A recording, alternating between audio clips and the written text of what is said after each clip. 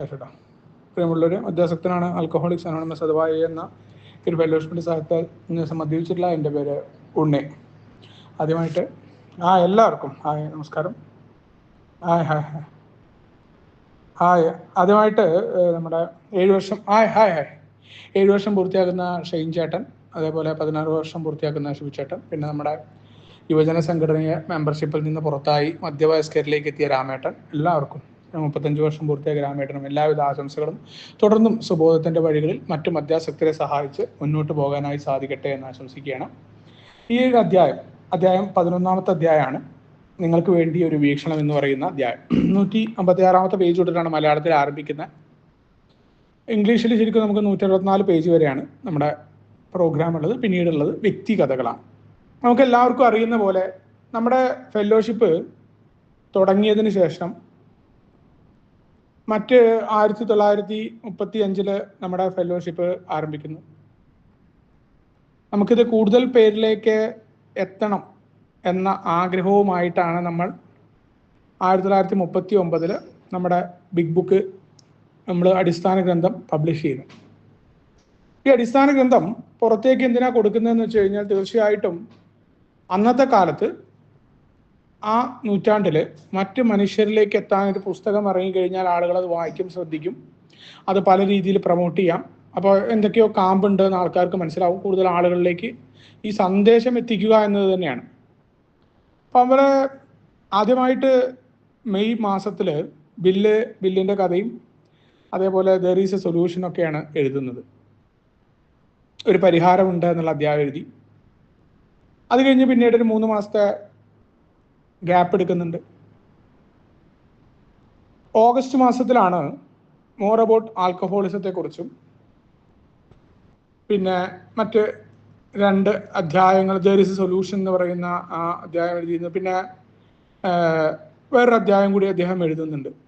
അത് കഴിഞ്ഞ് നവംബർ മാസത്തിലാണ് ബില്ല് ഈ ഒരു നിങ്ങൾക്ക് വേണ്ടി ഒരു വീക്ഷണം അല്ലെങ്കിൽ ഒരു കാഴ്ചപ്പാട് എന്നോ വിഷൻ എന്നൊക്കെ പറഞ്ഞാൽ ഒരു കാഴ്ചപ്പാട് എന്ന് പറയാം. നമുക്ക് ആൽക്കഹോളിക് ആയിട്ടുള്ള ആളുകൾക്ക് ഒരു പ്രതീക്ഷ തരുന്ന, ഇപ്പോഴും കുടിച്ചുകൊണ്ടിരിക്കുന്ന ആളുകൾക്ക്, നമ്മുടെ ഗ്രന്ഥത്തിന്റെ ഉദ്ദേശവും അത് തന്നെയാണ്.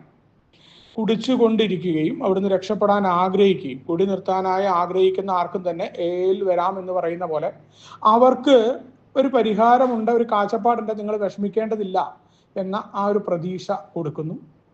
അതോടൊപ്പം കൃത്യമായി തന്നെ കുടിക്കാതിരിക്കുമ്പോഴും നിങ്ങൾ ഒരു കാര്യത്തെക്കുറിച്ച് നിരാശപ്പെടേണ്ടതില്ല.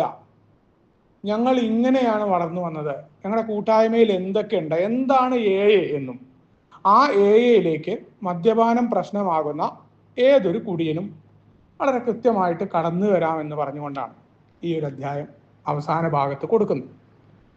അതിൻ്റെ അവസാനത്തെ പാരഗ്രാഫ് വളരെ ഇമ്പോർട്ടൻ്റ് ആണ്. ഇംഗ്ലീഷിൽ അതിലേക്ക് വരും. 161 വാക്കുകളാണ് അതിലുള്ളത്. ഇതെല്ലാം കഴിഞ്ഞതിന് ശേഷമാണ് ഡിസംബർ മാസത്തിൽ നമ്മുടെ പ്രോഗ്രാം ഹൗ ഇറ്റ് വർക്ക്സും മറ്റു പടികളൊക്കെയുള്ള അധ്യായം എഴുതുന്നത് എന്നുള്ളതാണ് വേറെ രസം. ഈ ഒരു അധ്യായം, ഇതിൻ്റെ തുടക്കം തന്നെ വളരെ കാവ്യാത്മകമായിട്ട് തന്നെയാണ് ഈ ഒരു അധ്യായം തുടങ്ങുന്നത്. മദ്യാസക്തനെ സംബന്ധിച്ചിടത്തോളം അവന് ആദ്യകാലത്ത് കുടി എന്ന് പറയുന്നത് വളരെ സന്തോഷം തരുന്നതും കുറെ ചങ്ങാത്തമുണ്ടാകുന്നതും തൻ്റെ പല പ്രശ്നങ്ങളും മറക്കാനായിട്ട് സഹായിക്കുന്നതുമൊക്കെയാണ്. കുടിക്കുന്ന കാലത്ത് ഞാനും ഇതൊക്കെ തന്നെ വിചാരിച്ചത്. ഇപ്പോൾ എനിക്ക് സാധ്യമല്ലാത്ത പല കാര്യങ്ങളും എനിക്ക് സാധ്യമാകുന്നു. കൂട്ടുകാരുമായിട്ടിരിക്കാം, പലതും പറയാം, എന്തും പറയാം, ഇങ്ങനെ കുറേ കാര്യങ്ങളിൽ സ്വാതന്ത്ര്യം തരുന്ന ഒന്നാണ് മദ്യം. അതിനാണ് കുടിച്ചത്. വല്ലാത്തൊരു സുഖം ഉണ്ടാകുന്നുണ്ട് എന്നാണ്. പണിയൊക്കെ എടുത്തുകൊണ്ടിരിക്കുമ്പോൾ കുടിയാണ് സ്വപ്നം കണ്ടുകൊണ്ടാ ഇരിക്കുന്നത്. കാരണം വലിയ സന്തോഷമാണ് കുടിക്കാൻ പറ്റുക എന്ന് പറയുമ്പോൾ. മാത്രമല്ല, ഉത്തരവാദിത്തമുള്ള ചുമതലകളിൽ നിന്ന് ഒരു മോചനാണ്. രാവിലെ മുതൽ കുറേ പണിയൊക്കെ ചെയ്തു, പല പരിപാടികൾ ചെയ്തു. ഇനി ഇവിടെ വീട്ടിൽ പോയി കഴിഞ്ഞാൽ പരാതികൾ കേൾക്കണം, പിന്നെ കുറേ കാര്യങ്ങൾ, ഓഫീസിലെ കാര്യം അല്ലെങ്കിൽ ജോലി സ്ഥലത്തെ കാര്യങ്ങൾ, അതിനെക്കുറിച്ചുള്ള ചിന്ത, മുതലാളിയെക്കുറിച്ചുള്ള ചിന്ത, ഇങ്ങനെ പിന്നെ നാളത്തെ കാര്യങ്ങളും, കുട്ടികളുടെ ഫീസ് അടച്ചിട്ടുണ്ടാവില്ല, പല പല പ്രയാസങ്ങളുണ്ട്. മകളുടെ കല്യാണം നടക്കണം, കുറച്ചുകൂടി നല്ല ജോലി വേണം. ഇതൊക്കെ ഈ ചിന്തയൊക്കെ എപ്പോഴാണ് ഉണ്ടാവുന്നത്? വെറുതെ ഇങ്ങനെ ഇരിക്കുമ്പോൾ തോന്നുക. അതിന് എളുപ്പ വഴി എന്താണ്? രണ്ടെണ്ണം അടിക്കുക, രണ്ടെണ്ണം എന്നാ പറയുക, രണ്ടെണ്ണം അടിച്ചു കഴിഞ്ഞാൽ എല്ലാം കഴിഞ്ഞു. വളരെ സന്തോഷകരമായിട്ട് നിൽക്കാൻ പറ്റുമെന്നാണ് മദ്യാസക്തൻ കരുതുന്നത്. ജീവിതം വളരെ നല്ലതാണ്. അതേപോലെ അടുത്ത സുഹൃത്തുക്കളുമായിട്ട് നല്ല അടുപ്പമുണ്ടാക്കാനായിട്ട് നമുക്ക് ഉപകരിക്കും. തുടക്കത്തിലൊക്കെ നമുക്കത് ഉപകരിച്ചിട്ടുണ്ടാവും. എന്നെ സംബന്ധിച്ചിടത്തോളം സുഹൃത്തുക്കളുടെ ഇടയിൽ വലിയ രീതിയിൽ അംഗീകരിക്കപ്പെടുന്നുണ്ട്. കള്ള് കുടിക്കാൻ വേണ്ടിയിട്ടുള്ള ഒരുക്കങ്ങൾ തൊട്ട് ആ കള്ളുകുടിയുടെ ഇടയിൽ ഉണ്ടാകുന്ന വർത്തമാനങ്ങൾ വലിയ സന്തോഷം തരുന്നതാണ്. പക്ഷേ യഥാർത്ഥത്തിൽ മദ്യാസക്തനെ സംബന്ധിച്ചിടത്തോളം അത് അങ്ങനെയല്ല. ഈ തുടക്കത്തിൽ കാണുന്ന വർണ്ണശബളിമയാർന്ന സങ്കല്പങ്ങളെല്ലാം കടപുഴകി വീഴും. ഒരു കൂട്ടുകാരും അടുപ്പിക്കാതെയാകും. വല്ലാത്ത പ്രശ്നങ്ങളാണ്. എവിടെയോ സന്തുഷ്ടി. എന്തിനാ കുടിച്ചിരുന്നത് എന്ന് ചോദിച്ചാൽ ഈ പറയുന്ന പലതും മറക്കാനാണ്. പക്ഷെ ഓരോ കുടിയും എല്ലാത്തിനെയും തിരിച്ച് ഗംഭീരമായിട്ട് കൊണ്ടുവരുന്നുണ്ട് എന്ന് മാത്രമല്ല, വലിയ വലിയ പ്രശ്നങ്ങളിൽ നിന്ന് ഓടി ഒളിക്കാനായി മദ്യപിക്കുന്നു. പക്ഷെ അതിനേക്കാളൊക്കെ വലിയ രീതിയിലേക്ക് കുടി നമ്മളെ കൊണ്ടുവരികയാണ്. എപ്പോഴോ ഉണ്ടായിരുന്ന സന്തുഷ്ടി പോലും എനിക്കൊന്നും ആലോചിക്കാൻ പറ്റിയിട്ടില്ല. കാരണം കുടി കൊണ്ട് തുടക്കത്തിലുണ്ടായ സന്തോഷമൊഴിച്ച് യാതൊരുവിധ ഗുണവും ഉണ്ടായിട്ടില്ല എനിക്ക്. പക്ഷെ ഞാൻ കുടിച്ചുകൊണ്ടിരുന്നു എന്നുള്ളതാണ് യാഥാർത്ഥ്യം. എന്തിനാണെന്നറിയാത്ത കുടി. നമ്മൾ കഴിഞ്ഞ കാലത്തിലെ നല്ല നിമിഷങ്ങളെ നമുക്കറിയാം ജീവിതത്തിൽ തിരിച്ചു പിടിക്കാനായിട്ട് പറ്റില്ല. പക്ഷെ ജീവിതം എന്താണ്? ആസ്വദിക്കണം എന്ന് നമുക്കുണ്ട്. ജീവിതം ആസ്വദിക്കാനാണ് നമ്മളെല്ലാം ചെയ്യുന്നത്. അപ്പോൾ അവിടെയാണ് വീണ്ടും റിലാപ്സ് ഒക്കെ സംഭവിക്കുമ്പോൾ, അല്ലെങ്കിൽ വീണ്ടും കുടിച്ചിരുന്ന ആളുകൾക്കൊക്കെ അത് കൃത്യമായിട്ട് അറിയാൻ പറ്റും. നിയന്ത്രിച്ച് കഴിക്കാൻ പറ്റുന്ന ഏതെങ്കിലും തരത്തിൽ മദ്യാസക്തന്റെ ഉള്ളിൽ ഉണ്ടാവും പഴകിയ ജീർണിച്ച ചിന്ത ഉണ്ട്. ഇനിയെങ്കിലും ഞാൻ നിയന്ത്രിച്ച് കുടിക്കുന്നതാണ്. എനിക്ക് ആൽക്കഹോളിക്സ് അനോണിമസിൽ എത്തുന്നതിന് മുന്നേ മദ്യാസക്തി രോഗമാണെന്ന് അറിയാമായിരുന്നു. അപ്പോൾ ഞാൻ ഓരോ തവണ 6 മാസക്കാലം കുടിക്കാതിരിക്കുമ്പോൾ കഴിഞ്ഞ അനുഭവങ്ങളെ കുറിച്ചൊക്കെ പല കൂട്ടുകാരോടും പല കൂട്ടുകാരോടും പറയും. ആ അനുഭവങ്ങളെ കുറിച്ചൊക്കെ ഓർമ്മിക്കാറുണ്ട്. ഇനി ഒരിക്കലും ഈ നശിച്ച സാധനം ഞാൻ തൊടില്ല എന്ന് പറഞ്ഞിട്ട് ആ കുടി നിർത്തിയിട്ടുള്ളത്. പക്ഷേ അടുത്ത തവണ കുടി തുടങ്ങുമ്പോൾ ഇപ്രാവശ്യം നിയന്ത്രിച്ച് കുടിക്കാന്നാണ് എൻ്റെ സങ്കല്പം. ഭാര്യയില്ല. അപ്പൊ കഴിഞ്ഞ വട്ടം ഉണ്ടായ അബദ്ധങ്ങളിൽ നിന്നൊക്കെ മാറി നിൽക്കാനായിട്ട് പലപ്പോഴും ഈ ഗൾഫിലൊക്കെ ഉള്ള ആൾക്കാർക്ക് അറിയാം, വാതിൽ തുറക്കുമ്പോൾ രണ്ടുപേരുടെ ചാവി ഉണ്ടാവും. ഭാര്യയും ഭർത്താവും ജോലിക്ക് പോകുമ്പോൾ ഈ പൂട്ടൊക്കെ ലോക്കിൽ വെച്ച് കഴിഞ്ഞാൽ തുറക്കാൻ പറ്റില്ല. അപ്പോൾ അവർ ഡ്യൂട്ടി കഴിഞ്ഞ് വല്ലാത്ത സമയം നിൽക്കുക, അത് വലിയ പ്രശ്നങ്ങളിലേക്കൊക്കെ ആയിട്ടുണ്ട്. അപ്പോൾ അതൊക്കെ മൈൻഡിലുള്ളത് കൊണ്ട് ആ ചാവിയൊക്കെ പൂട്ടുന്ന എടുത്ത് മാറ്റും. ഒപ്പം തന്നെ 2-3 ഒഴിക്കുമ്പോൾ ടച്ചപ്പ് ഒന്നും കഴിക്കാതെ കഴിക്കുന്ന ഒരാൾ ടച്ചപ്പ് ഒക്കെ റെഡിയാക്കി വെച്ച് പാക്കറ്റിൽ ടച്ചപ്പ് ഒക്കെ മേടിച്ച് ഒരു 3 അങ്ങനെ നോക്കി പതുക്കെ സമയമൊക്കെ എടുത്ത് വർത്താനം പറഞ്ഞ് അടിച്ച് 3ാമത്തെ അടിച്ചു കഴിഞ്ഞാൽ ഈ കുപ്പി മാറ്റി വെക്കാനൊക്കെ നോക്കി. ഇനി അടിക്കില്ല. കാരണം ഇത്രയൊക്കെ മോശമായ അനുഭവങ്ങൾ ഉണ്ടായിട്ടും ജീവിതം തന്നെ കയ്യിൽ നിന്ന് ഇങ്ങനെ ഓരോ സംഭവം ഒലിച്ചു പോകുന്നത് കണ്ടിട്ടും കുടിക്കുന്ന ആ രോഗം ഇത്ര കഠിനമായ രോഗമാണ്. അപ്പൊ എന്താ കാരണം എന്ന് വെച്ചാൽ ഇതാണ് ഇവിടെ പറയുന്നത്. എന്നെങ്കിലും നമ്മൾ ഓരോ റിലാപ്സ് ആവുന്ന ആളെ സംബന്ധിച്ചിടത്തോളം ഇല്ല എനിക്കത് ബോധ്യമുണ്ട് എന്ന് പറഞ്ഞ പുനഃപതനത്തിലേക്ക് പോകുന്ന ഓരോ മനുഷ്യരെ നോക്കിയാൽ മതി. പലർക്കും അവരറിയുന്നില്ല എന്നേ ഉള്ളൂ. തനിക്ക് നിയന്ത്രിച്ച് കുടിക്കാൻ പറ്റുന്നതാണ്. തൻ്റെ വീട്ടിൽ നിന്ന് എല്ലാം നഷ്ടപ്പെട്ടു പോകുന്നു, തൻ്റെ ഫാമിലി പോകുന്നുണ്ട്, തൻ്റെ ജോലി നഷ്ടപ്പെടാൻ പോകുന്നു, തനിക്ക് വേറെ അസുഖങ്ങൾ ഉണ്ടാവുന്നു. പക്ഷെ മദ്യാസക്തൻ കുടിച്ചുകൊണ്ടിരിക്കുന്ന എവിടെയാണ്? ഇല്ല ഇപ്രാവശ്യം ഞാനിത് കൺട്രോൾ ചെയ്ത് കുടിക്കുന്ന അത്ര രീതിയിൽ നമ്മളെ കബളിപ്പിക്കുന്ന മദ്യം. നമ്മൾ അതിനുള്ള ശ്രമം നടക്കും. ഇതിന്റെ ഫലം എന്താണ്? പരാജയം കൂടി. ഇത് നമുക്ക് ഒരാൾക്ക് മാത്രമല്ല, നിരവധി മദ്യാസക്തർക്ക് ഉണ്ടാവുന്ന ഒരു പരിപാടിയാണ്. അപ്പോൾ കുറെ ആളുകൾ നമ്മളെ സഹിക്കുന്നവരല്ലാതെ ആയിട്ട് മാറിയിട്ടുണ്ട്. നമ്മുടെ സമൂഹത്തിൽ നിന്ന് പിൻവാങ്ങി ഒറ്റപ്പെട്ട ജീവിതം, ഏകാന്തതയാണ്. അവിടെയാണ് മദ്യം എന്ന ചക്രവർത്തിയുടെ പ്രജകളായിട്ട് നമ്മൾ മാറുകയാണ്. നമ്മൾ മദ്യത്തെ നമ്മുടെ അടിമയാക്കി സുഖലോലുപതയ്ക്ക് വേണ്ടി മദ്യത്തെ ഉപയോഗിക്കാമെന്ന് പറഞ്ഞിട്ടാണ് നമ്മൾ കുടിച്ചേ. പക്ഷെ എന്താ വിചാരിച്ച, നമ്മൾ ആരെ അടിമയാക്കാൻ വിചാരിച്ചോ അവന്റെ അടിമയായിട്ട് നമ്മൾ മാറി. അവൻ രാജാവായിരുന്നു. ആ മദ്യത്തിന്റെ പ്രജകൾ അവൻ പറയുന്ന അനുസരിച്ച് നീങ്ങുന്ന ആളായിട്ട് മാറുകയാണ്. അവിടെ ഏകാന്തത എന്ന തണുപ്പാർന്ന ആവി ഞങ്ങളിലേക്ക് ഒഴുകിയെത്തിയെന്ന്. ഏകാന്തത അനുഭവിക്കാത്ത മദ്യാസക്തൻ ഉണ്ടാവില്ല. മദ്യാസക്തന്റെ കരച്ചിലുകൾ, ഞാൻ ഒറ്റപ്പെട്ടവനായി, എനിക്ക് ആരുമില്ല എന്ന പദം പറച്ചിലുകൾ ഒക്കെ കുറെ നടന്നുള്ള മദ്യാസക്തന്റെ കരച്ചിലിൽ പോലും, ഞാനെന്ന മദ്യാസക്തനൊക്കെ കരച്ചിലിൽ പോലും ആത്മാർത്ഥതയില്ലാണ്ട് ചുമ്മാ കരഞ്ഞുകൊണ്ടിരിക്കും. വിഷമമുണ്ടാവും ഉള്ളില്. കരച്ചില് പോലും യാഥാർത്ഥ്യമല്ല മദ്യാസക്തന്റെ. ആ രീതിയിലാണ് ഉണ്ടാവുക. ഏകാന്തത വല്ലാതെ ഒഴുകി എത്തുകയാണ്. പക്ഷെ താൻ ഒറ്റപ്പെടുന്നുണ്ട് എന്ന് അംഗീകരിക്കാനുള്ള മനസ്സുണ്ടാവില്ല എന്നുള്ളതാണ്.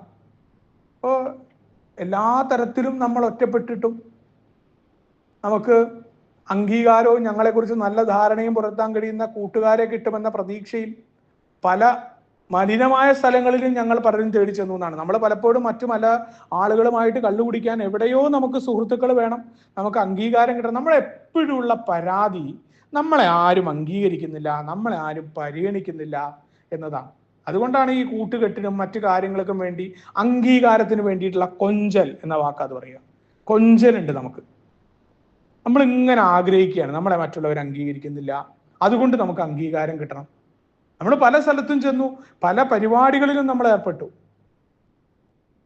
താൽക്കാലികമായിട്ട് നമ്മൾ ആ കുടിക്കുന്ന സമയത്തൊക്കെ നമുക്ക് പലതും ലഭിക്കുമെന്ന് നമുക്ക് തോന്നിയെങ്കിലും എല്ലാ കുടിയന്മാർക്കും അറിയാം വലിയ ശൂന്യതയാണ്. നമുക്കൊരിക്കലും സുഖമുണ്ടാകും അല്ലെങ്കിൽ കുറച്ചുകൂടി സുഖിക്കാമെന്ന് പറഞ്ഞ് കുടിച്ച ഒരാൾക്കും കുടികൊണ്ട് സുഖമുണ്ടായതായിട്ട് ആരും പറഞ്ഞു കേട്ടിട്ടില്ല. ഓരോ മദ്യാസക്തനും അവനുണ്ടാകുന്ന ഓരോ കുടിയും ഇനി കുടിക്കില്ല എന്ന ഒരു തീരുമാനമെടുത്തിട്ടുള്ള ഒരാൾ, അത് ഏലെത്തൊന്നും വേണ്ട, അല്ലാണ്ട് തന്നെ ഉണ്ടാവും. സ്വയം ഒരു ബോധ്യമില്ലാത്തവരൊന്നും ഉണ്ടാവില്ല.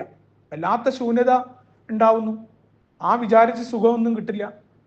അവിടെയാണ് 4 കുതിരപ്പുറത്ത് കയറി വന്ന കാര്യങ്ങളായിട്ട് അദൃശ്യമായ 4 സാധനങ്ങളാണ്. ഒന്ന് ഭയം, രണ്ടാമത്തേത് അന്താളിപ്പാണ്, മൂന്നാമത്തേത് പാരവശ്യം. ഇതെല്ലാം നമ്മളെ കൊടും നിരാശ, ജീവിതം വല്ലാത്തൊരു സംഭവത്തിലേക്കാണ് പോകുന്നത് എന്നുള്ള തോന്നൽ നമുക്ക് ഉണ്ടാവുകയാണ്. ഇത് വായിച്ചുകൊണ്ടിരിക്കുന്ന ആളുകളോട് പറയുകയാണ്. അപ്പൊ ഈ പുസ്തകം നമ്മൾ ഇറക്കുമ്പോൾ ഏതെങ്കിലും ഒരു മദ്യാസക്തൻ ഈ പുസ്തകം കാണുകയാണെങ്കിൽ ആ മദ്യാസക്തൻ അത് കൃത്യമായിട്ട് കുടിച്ചുകൊണ്ടിരിക്കുന്ന ഒരാൾക്ക് ആ മനസ്സിലാക്കാനായി പറ്റും. എനിക്ക് മുന്നോട്ട് പോകാനായി പറ്റുന്നില്ല, തൻ്റെ ജീവിതത്തിൽ വല്ലാത്ത ഭയം, എല്ലാത്തിനെ കുറിച്ച് ഭയം. ഇന്നലെ എന്താ പറഞ്ഞ്, ഏതൊക്കെയാ ചെയ്തതെന്നറിയില്ല, എങ്ങനെ ഞാൻ കുടിച്ചു പോയെന്നുള്ള തോന്നലുകൾ, അതേപോലെ ജീവിതം പോയിക്കൊണ്ടിരിക്കുന്ന അവസ്ഥയെക്കുറിച്ചുള്ള സ്വയം സഹതാപം. കൂടി ഇറങ്ങി രാവിലെ വീണ്ടും കുടിക്കുന്നതിന്റെ കാരണത്താണ്. പിന്നെ ഇതൊക്കെ മറക്കണം എന്നുണ്ടെങ്കിൽ കുടിക്കണം. അപ്പോൾ ജീവിതത്തെ കൊണ്ട് കുടിക്കാൻ, സന്തോഷിക്കാനായിട്ട് കുടിക്കാൻ ശ്രമിക്കുന്നു. പക്ഷെ ഫലം എന്താണ്? അസന്തുഷ്ടി. വീണ്ടും ആ സന്തുഷ്ടി പോവാൻ കുടിക്കുന്ന വിരോധാഭാസമാണ് മദ്യാസക്തന്റെ ജീവിതം. അപ്പോൾ മുഴുക്കുടിയന്മാരായ എന്നാൽ വല്ലപ്പോഴും കുടിക്കാതിരിക്കുന്ന വിഭാഗത്തിൽപ്പെട്ട ഒരാൾ പറഞ്ഞു തരും, എനിക്ക് അങ്ങനെയൊന്നും അനുഭവപ്പെടുന്നില്ല, നല്ല സുഖം തോന്നാറുണ്ട്. നമ്മൾ കേൾക്കാറുണ്ടത്. ആൽക്കഹോളിക്സ് അനോണിമസിലൊക്കെ പല ഡിനേലുകളും നമ്മൾ പറയുന്ന, ഇല്ല ഞാൻ അത്ര വലിയ ആളൊന്നല്ല, എപ്പോഴും കുടിക്കാറില്ല എന്നൊക്കെ പറയാറുണ്ട്. എനിക്ക് നല്ല സുഖമുണ്ട്. കാരണം നമ്മുടെ ഏറ്റവും വലിയ കുഴപ്പം വേറൊരു കാര്യം അംഗീകരിക്കുക എന്നത് പറ്റില്ല. അതേപോലെ കേൾക്കുന്ന കാര്യങ്ങളിലെ നെഗറ്റീവായ വശങ്ങളെ നോക്കുക. ഒരാളെ എളുപ്പത്തിൽ അംഗീകരിക്കുന്ന ആളല്ല മദ്യാസക്തൻ. ഞാൻ നന്നായിട്ട് ജോലി ചെയ്യാറുണ്ട്, എൻ്റെ ജോലിക്കൊന്നും യാതൊരു കുഴപ്പമില്ല, ഞാൻ വേറെ ആളുകൾക്ക് ബുദ്ധിമുട്ടൊന്നും ഉണ്ടാക്കിയിട്ടില്ല, ഞാൻ എൻ്റെ പൈസയ്ക്ക് കുറച്ച് കുടിക്കുന്നുണ്ട്. ഭാര്യ ഇങ്ങനെ വെറുതെ ഓരോ കാര്യങ്ങൾ പറയാന്ന് പറയും. ചിലപ്പോൾ നമ്മുടെ സർവീസിലൊക്കെ നിൽക്കുന്ന ആളുകൾക്കൊക്കെ ആ അനുഭവം ഉണ്ടാവും. നമുക്ക് കോളൊക്കെ വരും, നമ്മൾ അയാളെ സഹായിക്കാന്നൊക്കെ പറഞ്ഞ് പോയി കഴിഞ്ഞാൽ അയാൾ അവിടെ പറയും, ഇവള് വെറുതെ കടന്ന് ഓരോന്ന് പറഞ്ഞിട്ട് വിളിച്ചു വരുത്തിയ, ഞാൻ അങ്ങനത്തെ കുടിയനൊന്നുമല്ല. അപ്പൊ അവിടെയാണ് നമുക്കറിയാം, നമ്മളെ സംബന്ധിച്ചിടത്തോളം നമ്മൾക്ക് തിരിച്ചു തള്ളാനായി പറ്റും. നമ്മളും അത്തരത്തിൽ പല കാര്യങ്ങളും പറഞ്ഞതാണ്. ഏല് മദ്യാസക്തി അംഗീകരിക്കാത്ത ഓരോ കുടിയന്റെയും വാക്കുകൾ അങ്ങനെയാണ്. മറ്റുള്ളവരുമായിട്ട് കമ്പയർ ചെയ്യുക, ഞാൻ അങ്ങനെ കുഴപ്പക്കാരനല്ല. ഞാനത് എപ്പോഴും പറയാറുണ്ട്. ഏടെ തുടക്കത്തിൽ 8ാമത്തെ പടിയെ കുറിച്ചൊക്കെ ഇങ്ങനെ കേൾക്കുന്ന സമയത്ത് ഇവരൊക്കെ ജീവിതത്തിൽ ഭയങ്കര കുഴപ്പങ്ങളൊക്കെ ചെയ്ത ആളാ, ഞാൻ അത്ര വലിയ കുഴപ്പമൊന്നും ചെയ്തിട്ടില്ല, എന്താ ഈ ഷെയറിങ്ങിൽ ആൾക്കാർ ഇങ്ങനെ പറയണത് എന്ന് ഞാൻ കരുതിയിട്ടുണ്ട്. ഇവരുടെയൊക്കെ അവസ്ഥ വളരെ മോശമാണല്ലോ. അപ്പോൾ യഥാർത്ഥത്തിൽ എന്താ, ഞാൻ എൻ്റെ കുഴപ്പങ്ങൾ കണ്ടെത്താൻ തുടങ്ങിയിട്ടില്ല എന്നതാണ് യാഥാർത്ഥ്യം. അവരെക്കാൾ വലിയ കുഴപ്പങ്ങൾ എനിക്കുണ്ട്. അതേപോലെയാണ് കുടിച്ചുകൊണ്ടിരിക്കുന്ന, ഇടയ്ക്ക് കുടി നിർത്തുന്ന ഒരു കുടിയൻ. ആ കുടിയനെ സംബന്ധിച്ചിടത്തോളം എങ്ങനെയാണ്, അതിൻ്റെ ഒരു നല്ല രസമുള്ള ഒരു ഉദാഹരണമാണ് പറഞ്ഞിട്ടുള്ളത്. പിശാചുക്കളിൽ നിന്ന് മുക്തനാകാനായിട്ട് ഇരുട്ടത്ത് ചൂളം വിളിക്കുന്ന ബാലനെ പോലെയാണ്. പിശാച് ഉണ്ട് എന്ന് പറഞ്ഞുകൊണ്ട് ഇരുട്ടത്ത് നിന്ന് ചൂളം വിളിക്കുകയാണ്. ആ പിശാചിനെ അകറ്റാൻ ചൂളം വിളിച്ചാൽ പിശാച് വരില്ല എന്ന ചിന്ത. അപ്പൊ സ്വയം വിഡ്ഢിയാക്കപ്പെടുന്നവനാണ് മദ്യാസക്തൻ. കുടിച്ചുകൊണ്ടിരിക്കുന്ന ഓരോ ആളുകളും അവർ മറ്റുള്ളവരെ പറ്റിക്കുകയാണ് എന്ന് അവർ കരുതും. ഇപ്പൊ നമ്മളാണെങ്കിൽ അതാ സ്ഥിതി. നമ്മൾ പറയാറുണ്ട്, നമ്മുടെ സോബറിറ്റി നമുക്ക് വേണ്ടിയിട്ടാണ് നമ്മൾ കുടിക്കാതിരിക്കുന്നത്. അത് ഭാര്യയ്ക്ക് വേണ്ടിയിട്ടോ അല്ലെങ്കിൽ AL മീറ്റിങ്ങിൽ അംഗങ്ങളെ ബോധ്യപ്പെടുത്തിയിട്ടോ ഒന്നും കാര്യമില്ല. നമ്മൾ ആരെ പറ്റിക്കുന്നത്? നമ്മളെ തന്നെ പറ്റിക്കുകയാണ്. ഉള്ളിന്റെ ഉള്ളിൽ 5-6 പെഗ് അകത്താക്കി നടന്നു നീങ്ങുന്നതിന് വേണ്ടി എന്തു വേണമെങ്കിലും ചെയ്യാൻ അയാൾ ഒരുക്കമുള്ളവരാണ്. ഡിനയിലൊക്കെ പെട്ട ആളുകൾ നമ്മൾ അന്തം വിടും. നമ്മളിപ്പോൾ കുടിക്കാതെ ആകുമ്പോൾ നമുക്ക് പലപ്പോഴും ആ മാനസികാവസ്ഥ മനസ്സിലാവില്ല. നമ്മളെ കുടിച്ചുകൊണ്ടിരിക്കുന്ന ആള് എന്തായാലും മരണത്തിലേക്കാണല്ലോ പോകണമെന്നുള്ള തോന്നൽ നമുക്കുണ്ടാവും. പക്ഷേ ഉണ്ടല്ലോ, ആ അവസ്ഥ പെഗ് കുടിക്കാൻ അല്ലെങ്കിൽ വീണ്ടും അയാൾക്ക് കുടിക്കണം എന്നതാണ്. അയാൾക്ക് ഇനി അതിന്റെ മുന്നിൽ മരണം വന്നാലും വേണ്ടില്ല, താനങ്ങ് ഇല്ലാതെ ആയാലും വേണ്ടില്ല, വേറൊന്തും ചെയ്യും അയാൾ. കുട്ടിക്കാനായിട്ട് അയാൾ ഉണ്ടാക്കുന്ന ആ ഒരു ബുദ്ധി ഉണ്ടല്ലോ, വല്ലാത്ത രീതിയിലാണ് അയാൾ കാര്യങ്ങളെയൊക്കെ മാനിപ്പുലേറ്റ് ചെയ്ത് കൊണ്ടുപോവുക. അയാൾ സുബോധാവസ്ഥ ഇഷ്ടപ്പെടുന്നില്ല. ആ അവസാന ഘട്ടത്തിലെത്തുന്ന ആൾക്കാരെങ്ങനെയാണ്?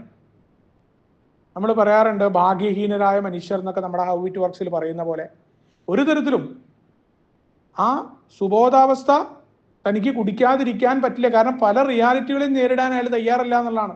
അയാൾ വീണ്ടും വീണ്ടും കുടിച്ചുകൊണ്ടേയിരിക്കും. ജീവിതത്തെ മദ്യം കൂടാതെ ചിത്രീകരിക്കാൻ സാധ്യമല്ല. പല ആൾക്കാരും ഇങ്ങനെ പറയാറുണ്ടായിരുന്നു, ഈ മീറ്റിങ്ങിൽ തന്നെ കുടിച്ചു വരുന്ന ആൾക്കാരുണ്ട്. അവര് ചിലപ്പോൾ പല സാധനവും നമുക്ക് പെട്ടെന്ന് മനസ്സിലാവും, എത്ര കഴിഞ്ഞാലും കുടിച്ചു കഴിഞ്ഞാൽ അങ്ങനെ സംസാരിക്കുക, ഈ മണം അറിയാതിരിക്കാൻ പലതും കഴിച്ചുകൊണ്ട് മീറ്റിങ്ങിൽ വന്നിട്ടൊക്കെ ഷെയർ ചെയ്യും. പല രീതിയിൽ നമുക്ക് മീറ്റിങ്ങിൽ കാണാൻ പറ്റും. നമുക്കൊന്നും ചെയ്യാൻ പറ്റില്ല. അവരെ അനുഭാവപൂർവ്വം പരിഗണിക്കുക എന്നല്ലാതെ വേറെ ഒന്നും ചെയ്യാൻ പറ്റില്ല നമ്മളെ സംബന്ധിച്ചിടത്തോളം. കാരണം അങ്ങനെയാണ് അവരെ സംബന്ധിച്ചിടത്തോളം അവർക്ക് ആ ബോധ്യം ഉണ്ടായിട്ടില്ല. നമ്മൾ എന്ത് പറഞ്ഞുകൊണ്ടും കാര്യമില്ല. അവരെ കുറെ ചീത്ത പറഞ്ഞുകൊണ്ട് കാര്യമുണ്ടോ? നമ്മൾ അവർക്ക് വേണ്ടി ഷെയർ ചെയ്തുകൊണ്ട് കാര്യമുണ്ടോ? അവർക്കൊന്നും മനസ്സിലാവില്ല. അപ്പോൾ ഇനിയുള്ള ദിവസങ്ങളിൽ മദ്യത്തോട് കൂടിയതോ അല്ലാത്തതോ ആയ ജീവിതത്തെക്കുറിച്ച് എനിക്ക് ചിന്തിക്കാനേ പറ്റില്ല എന്ന ആളുകളാണ് അവർ. മറ്റാർക്കും അറിയാൻ പറ്റാത്ത തരത്തിലുള്ള ഏകാന്തത ആ മദ്യാസക്തന് മനസ്സിലാക്കാൻ പറ്റുന്ന അറിയാം. അയാളുടെ ഉള്ളിൽ ആളുകളുടെ ചുറ്റും ഉണ്ടായിരിക്കുമ്പോഴും അയാൾ ഏകാന്തനായിരിക്കും. താൻ ഒറ്റപ്പെട്ടവനാണ്, തനിക്ക് ആരുമില്ല എന്ന് തോന്നൽ. പക്ഷെ യഥാർത്ഥത്തിൽ ഈ ഏകാന്തതയും ഒറ്റപ്പെടലൊക്കെ മദ്യാസക്തൻ തന്നെ ഉണ്ടാക്കിയതാണെന്ന് അയാൾക്ക് മനസ്സിലാവുമ്പോഴാണ് അയാൾ കുടിക്കാതെയാവുക. മറ്റേതെല്ലാം അയാൾ പറയുന്ന കുടിക്കാനായിട്ട് അയാൾ ഉണ്ടാക്കുന്ന മൂടുപടങ്ങൾ. നേരത്തെ പറഞ്ഞ പോലെ ആ ഇരുട്ടത്ത് നിന്ന് ചൂളമടിച്ചാൽ തന്നെ പിശാച് പിടിക്കില്ല എന്ന് പറയുന്ന ആളെ പോലെ ഇപ്പോൾ അറ്റത്തെത്തി നിൽക്കുന്ന അവസ്ഥയിലുള്ള ആളാണ് എല്ലാ തരത്തിലും. അയാൾ തന്റെ അവസാനം അയാൾ അറിയാതെ ജീവിക്കണം എന്ന ആഗ്രഹം ഒരു സൈഡിലുള്ളപ്പോഴും ഇത്തരം മദ്യാസക്തരെ നമുക്ക് കണ്ടുമുട്ടാൻ പറ്റും നമ്മുടെ കൂട്ടായ്മയിൽ വരെ. അവരുടെ അവസാനം നമ്മൾ പറയും ഇതെന്താണ്, ഒരു രക്ഷയില്ല. നമ്മൾ അവരെ പഴിക്കാറുണ്ട്, പല രീതിയിലുള്ള കാര്യം നമ്മുടെ വിഷമം കൊണ്ട് പറയാറുണ്ട്. ഇതൊന്നും നമുക്ക് ചെയ്യാൻ പറ്റില്ല. അപ്പൊ അവിടെയാണ് ആൽക്കഹോളിക്സ് അനോണിമസിലെ ആളുകൾ, എയിൽ എത്തിപ്പെട്ട അന്നത്തെ കാലത്തുണ്ടായിരുന്ന പഴമക്കാരായ മനുഷ്യരും അവരെല്ലാം അതിൽ പല ആൾക്കാരും ഈ അവസ്ഥയിലൂടെ കടന്നു പോയവരാണ്. വല്ലാത്ത അധപതനം. ബില്ലിനൊക്കെ അവസാനം ബില്ല് പറയാറുണ്ട്, തനിക്ക് ഈ ഒരു വസ്തു തൻ്റെ ആർഭാടമായിട്ട് ഒരു വസ്തുവല്ല, ആർഭാടം പോലെ മദ്യം കുടിക്കുക, വൈകുന്നേരം വന്ന് എല്ലാ വിഷമങ്ങളും പറഞ്ഞ വസ്തുവല്ല, അവശ്യ വസ്തുവാണ്. തൻ്റെ ജീവൻ നിലനിർത്തണം എന്നുണ്ടെങ്കിൽ മദ്യം വേണം എന്ന അവസ്ഥയിലേക്ക് എത്തിയിട്ടുണ്ട്. അവിടെ ആ അധപതനത്തിൽ നിന്ന് ഞങ്ങൾ എങ്ങനെ കരകയറി വന്നു, ഒരു പറ്റം പഴമക്കാർ നമ്മുടെ മുന്നിൽ കാണിച്ചു തന്ന മാർഗമുണ്ട്. അപ്പൊ എന്താ പറയുക, അപ്പോഴെന്താ പറയുക? അങ്ങനെയൊക്കെയാണ് ഈ പഴമക്കാരൊക്കെ പറയുമ്പോഴും നമ്മൾ പറയുന്ന ഒരു ഡിനയിൽ എന്താ, ഞാൻ മദ്യത്തിൽ നിന്ന് മാറാനൊക്കെ എനിക്ക് ആഗ്രഹമുണ്ട്, അതൊക്കെ സമ്മതിച്ചു, ഇനി ഞാൻ കുടിക്കാതെ ഇരിക്കാം. പക്ഷെ നിങ്ങളുടെ ഈ മീറ്റിങ്ങിൽ കയറി കഴിഞ്ഞാൽ എന്താ കേൾക്കണം? നിങ്ങൾ ഈ ആദ്യം തന്നെ ദൈവത്തെ പറ്റിയിട്ടൊരു പ്രാർത്ഥന എല്ലാ അവന്മാരും കയറി കഴിഞ്ഞാൽ പറയണ്, ദൈവാനുഗ്രഹം കൊണ്ട് കുടിച്ചില്ല, മറ്റേത് കുടിച്ചില്ല, ദൈവം അങ്ങനെയാണ്. ഈ ഒരു സാധനം ഓരോ ആൾക്കാരും പറയണത് ഒരു ലോജിക്കും ഇല്ലാത്ത വർത്താനം. ഞാനൊക്കെ അങ്ങനെ വിചാരിച്ചത്. ഈ വിഡ്ഢിത്തം നിറഞ്ഞ സംസാരം, മീറ്റിങ്ങിൽ ഷെയറിങ്, അറിവോറും ഭീഷണവുമായ സത്കർമ്മികളുടെ ജീവിതം. ഓരോ സത്കർമ്മികൾ ജീവിതത്തിൽ നിന്ന് മാറി നിന്ന് പരിഹാരം ചെയ്തു, ദ്രോഹം ചെയ്തു എന്ന് പറയുന്ന ആൾക്കാർ ആരും ഒന്നും ചെയ്യുമ്പോൾ ആരും ഉപദ്രവിക്കും. ഇത് എന്ത് ജീവിതം അത്? ഇങ്ങനെയൊക്കെ മനുഷ്യർക്ക് ജീവിക്കാൻ പറ്റുമോ? ഈ പ്രോഗ്രാം അറിയുന്നതിന് മുന്നേ ഇതൊക്കെ ഞാൻ കരുതിയിരുന്നത്. ഞാൻ എന്തിനാ അതിങ്ങനെ നയിക്കേണ്ട ആവശ്യം? ഞാൻ കുടിക്കാതിരുന്നാൽ പോരെ? ഈ മീറ്റിങ്ങിൽ ആൾക്കാർ പറയണ പോലെ ഞാൻ അങ്ങനെ ആൾക്കാരെ ദ്രോഹിച്ചിട്ടുണ്ട്, സെക്സിന്റെ കാര്യത്തിൽ മാറ്റം ഉണ്ടാക്കി, ഞാൻ ആൾക്കാരുടെ ഉള്ള ചില ഉപദ്രവം ചെയ്തിട്ടുണ്ട്, ഇങ്ങനെയൊക്കെ പറയുക ഓരോ കാര്യങ്ങളിലോ. ഇന്നിപ്പോൾ ഒരാൾ എന്നോട് ചൂടാവാൻ വന്നു, ഞാൻ അയാളോട് ദേഷ്യപ്പെട്ടില്ല. എന്തിനാ അതൊക്കെ? എനിക്ക് ദേഷ്യപ്പെടാൻ തോന്നി ഞാൻ ദേഷ്യപ്പെടും. ഞാൻ എൻ്റെ ഇഷ്ടത്തിന് ജീവിക്കും. കൂടി സമ്മതിച്ചു, കൂടി എനിക്ക് പ്രശ്നം. ഞാനെന്തിനാ ഈ സത്കർമ്മികളുടെ ജീവിതം ജീവിക്കേണ്ട കാര്യം? എനിക്ക് എങ്ങനെ എങ്ങനെ എൻ്റെ ജീവിതത്തിന്റെ സന്തോഷം പോയില്ലേ എന്നാണ്. എപ്പോഴെങ്കിലൊക്കെ 2 അടിച്ചിട്ടില്ലെങ്കിൽ എന്താ സുഖമുള്ള? ഒരു സുഹൃത്തിനോട് ചോദിച്ചാണ്, ടൂറൊക്കെ പോയി കഴിഞ്ഞാൽ ആ ടൂറൊന്നും എനിക്ക് ചിന്തിക്കാൻ പറ്റുന്നില്ല എന്ന് പറഞ്ഞു. വിദേശത്തുള്ള സുഹൃത്താ. അപ്പൊ നമ്മുടെ മീറ്റിങ്ങിൽ കേട്ടിരിക്കണ്ടാവും. അപ്പോൾ ആ സുഹൃത്ത് എന്നോട് പറഞ്ഞത്, അപ്പൊ എനിക്ക് ചിരി വന്നത് ഞാനിങ്ങനെയൊക്കെ ആലോചിച്ചാ, നമ്മൾ പറയില്ലോ, നമ്മൾ ഇതൊക്കെ കേട്ടത് നമ്മുടെ അനുഭവമാണല്ലോ, ഇതിപ്പോ എന്താ ഈ ബാക്കി കുടി നിർത്തണമെന്ന് ആഗ്രഹമുള്ളപ്പോഴും നേരത്തെ പറഞ്ഞ രീതിയിൽ എപ്പോഴെങ്കിലൊക്കെ രണ്ടെണ്ണം അടിക്കുക എന്നുള്ള ഒരു ചിന്ത ഇങ്ങനെ കടന്നു വരും. ആ ചിന്തയില്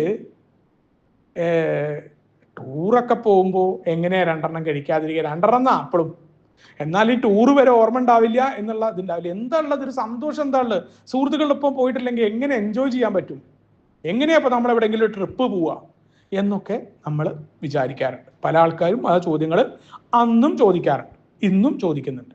അതാ രസം. ഈ പുസ്തകം എഴുതിയത് നമ്മൾ പറഞ്ഞു 1938 ആണ് ഈ ഒരു അധ്യായം തന്നെ ബില്ല് എഴുതുന്നത്. പറഞ്ഞാൽ ആ സമയത്ത് പോലും ഇത്തരത്തിലേക്കുള്ള ആളുകൾ പറയുമ്പോൾ, നമ്മുടെ നവംബർ മാസത്തിലാണ് ഈ അധ്യായം എഴുതുന്നത്. അവിടെ അന്നും ഉണ്ടായിരുന്നതെന്ന് വലിയ മാറ്റങ്ങൾ ഇന്നും വന്നിട്ടില്ല മദ്യാസക്തർക്ക് എന്ന് ആലോചിക്കണം നമ്മൾ.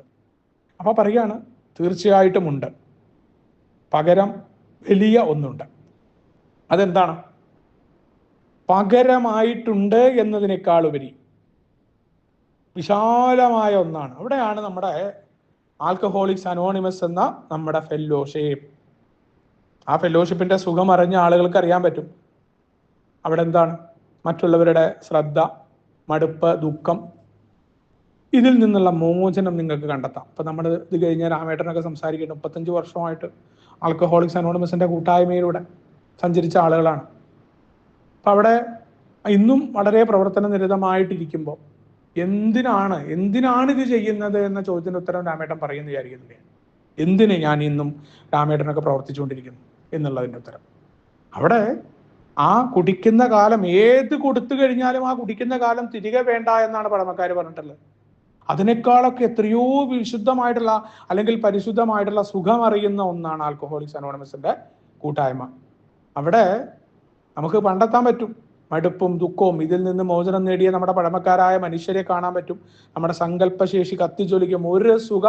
ഒരു കാര്യവും നമ്മൾ മാറ്റി വെക്കേണ്ടതില്ല, മദ്യം മാറ്റി നിർത്തി എന്ന് പറഞ്ഞിട്ട്. ബാക്കി പല കാര്യങ്ങളും നമുക്ക് അതിനേക്കാളൊക്കെ ഗംഭീരമായി ചെയ്യാൻ പറ്റുന്നതാണ്. ജീവിതത്തിന്റെ പുതിയ അർത്ഥം കണ്ടെത്തും. അതെത്തിയ ആളുകൾക്ക് മനസ്സിലാക്കാൻ പറ്റും.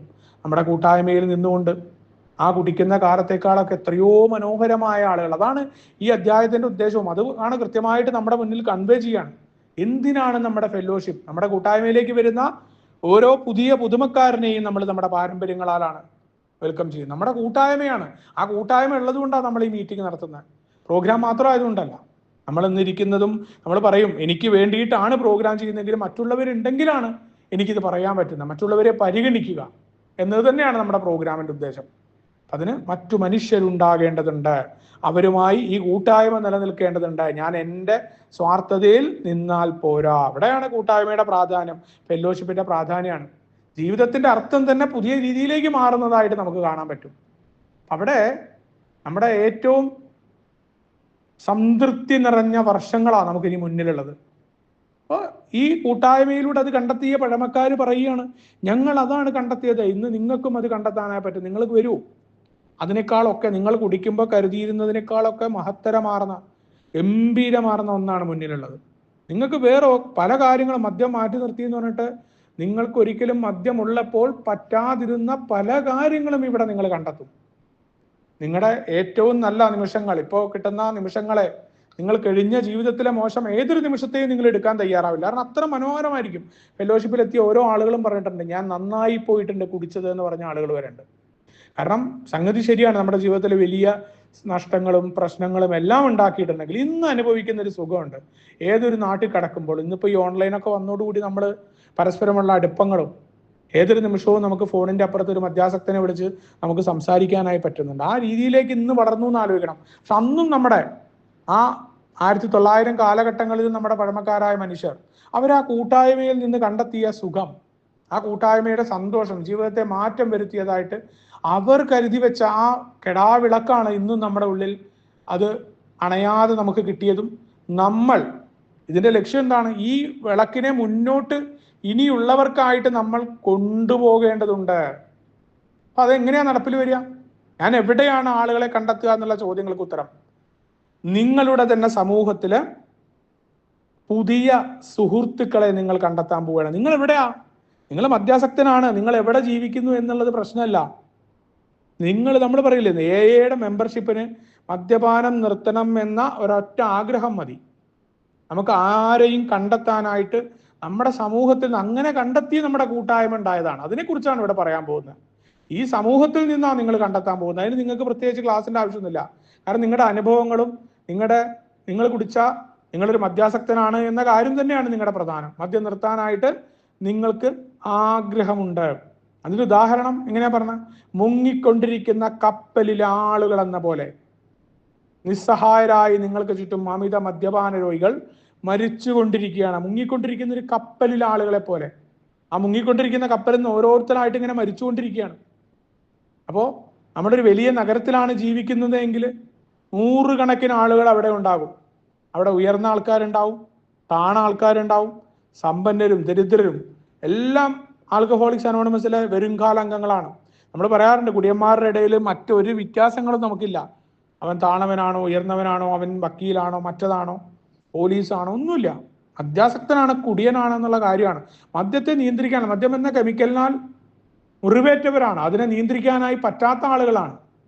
ഇവരെല്ലാം വരുംകാല അംഗങ്ങളാണ്. അവിടെ ആജീവനാന്ത സുഹൃത്തുക്കളെ നമുക്ക് കണ്ടെത്തിയേക്കാം. ആ ഇനിയും വരാനുള്ള ആളുകളിൽ നിന്ന് നമുക്ക് നല്ല സുഹൃത്തുക്കൾ ഉണ്ടാവും. ആജീവനാന്തം തുടരുന്ന സുഹൃത്തുക്കളാവും.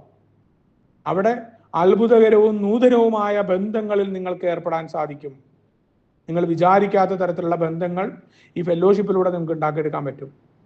അവിടെ എന്താണ്, പൊതുവായുള്ള ഈ യാത്രയിൽ തോളോട് തോളുരുമി നിൽക്കുകയും ഒരുമിച്ച് തകർച്ചയിൽ നിന്ന് രക്ഷ നേടുകയും, ഈ തകർച്ചയിൽ നിന്ന് നമ്മളെല്ലാം മുങ്ങിക്കൊണ്ടിരിക്കുകയാണ് ആ കപ്പലിനെ.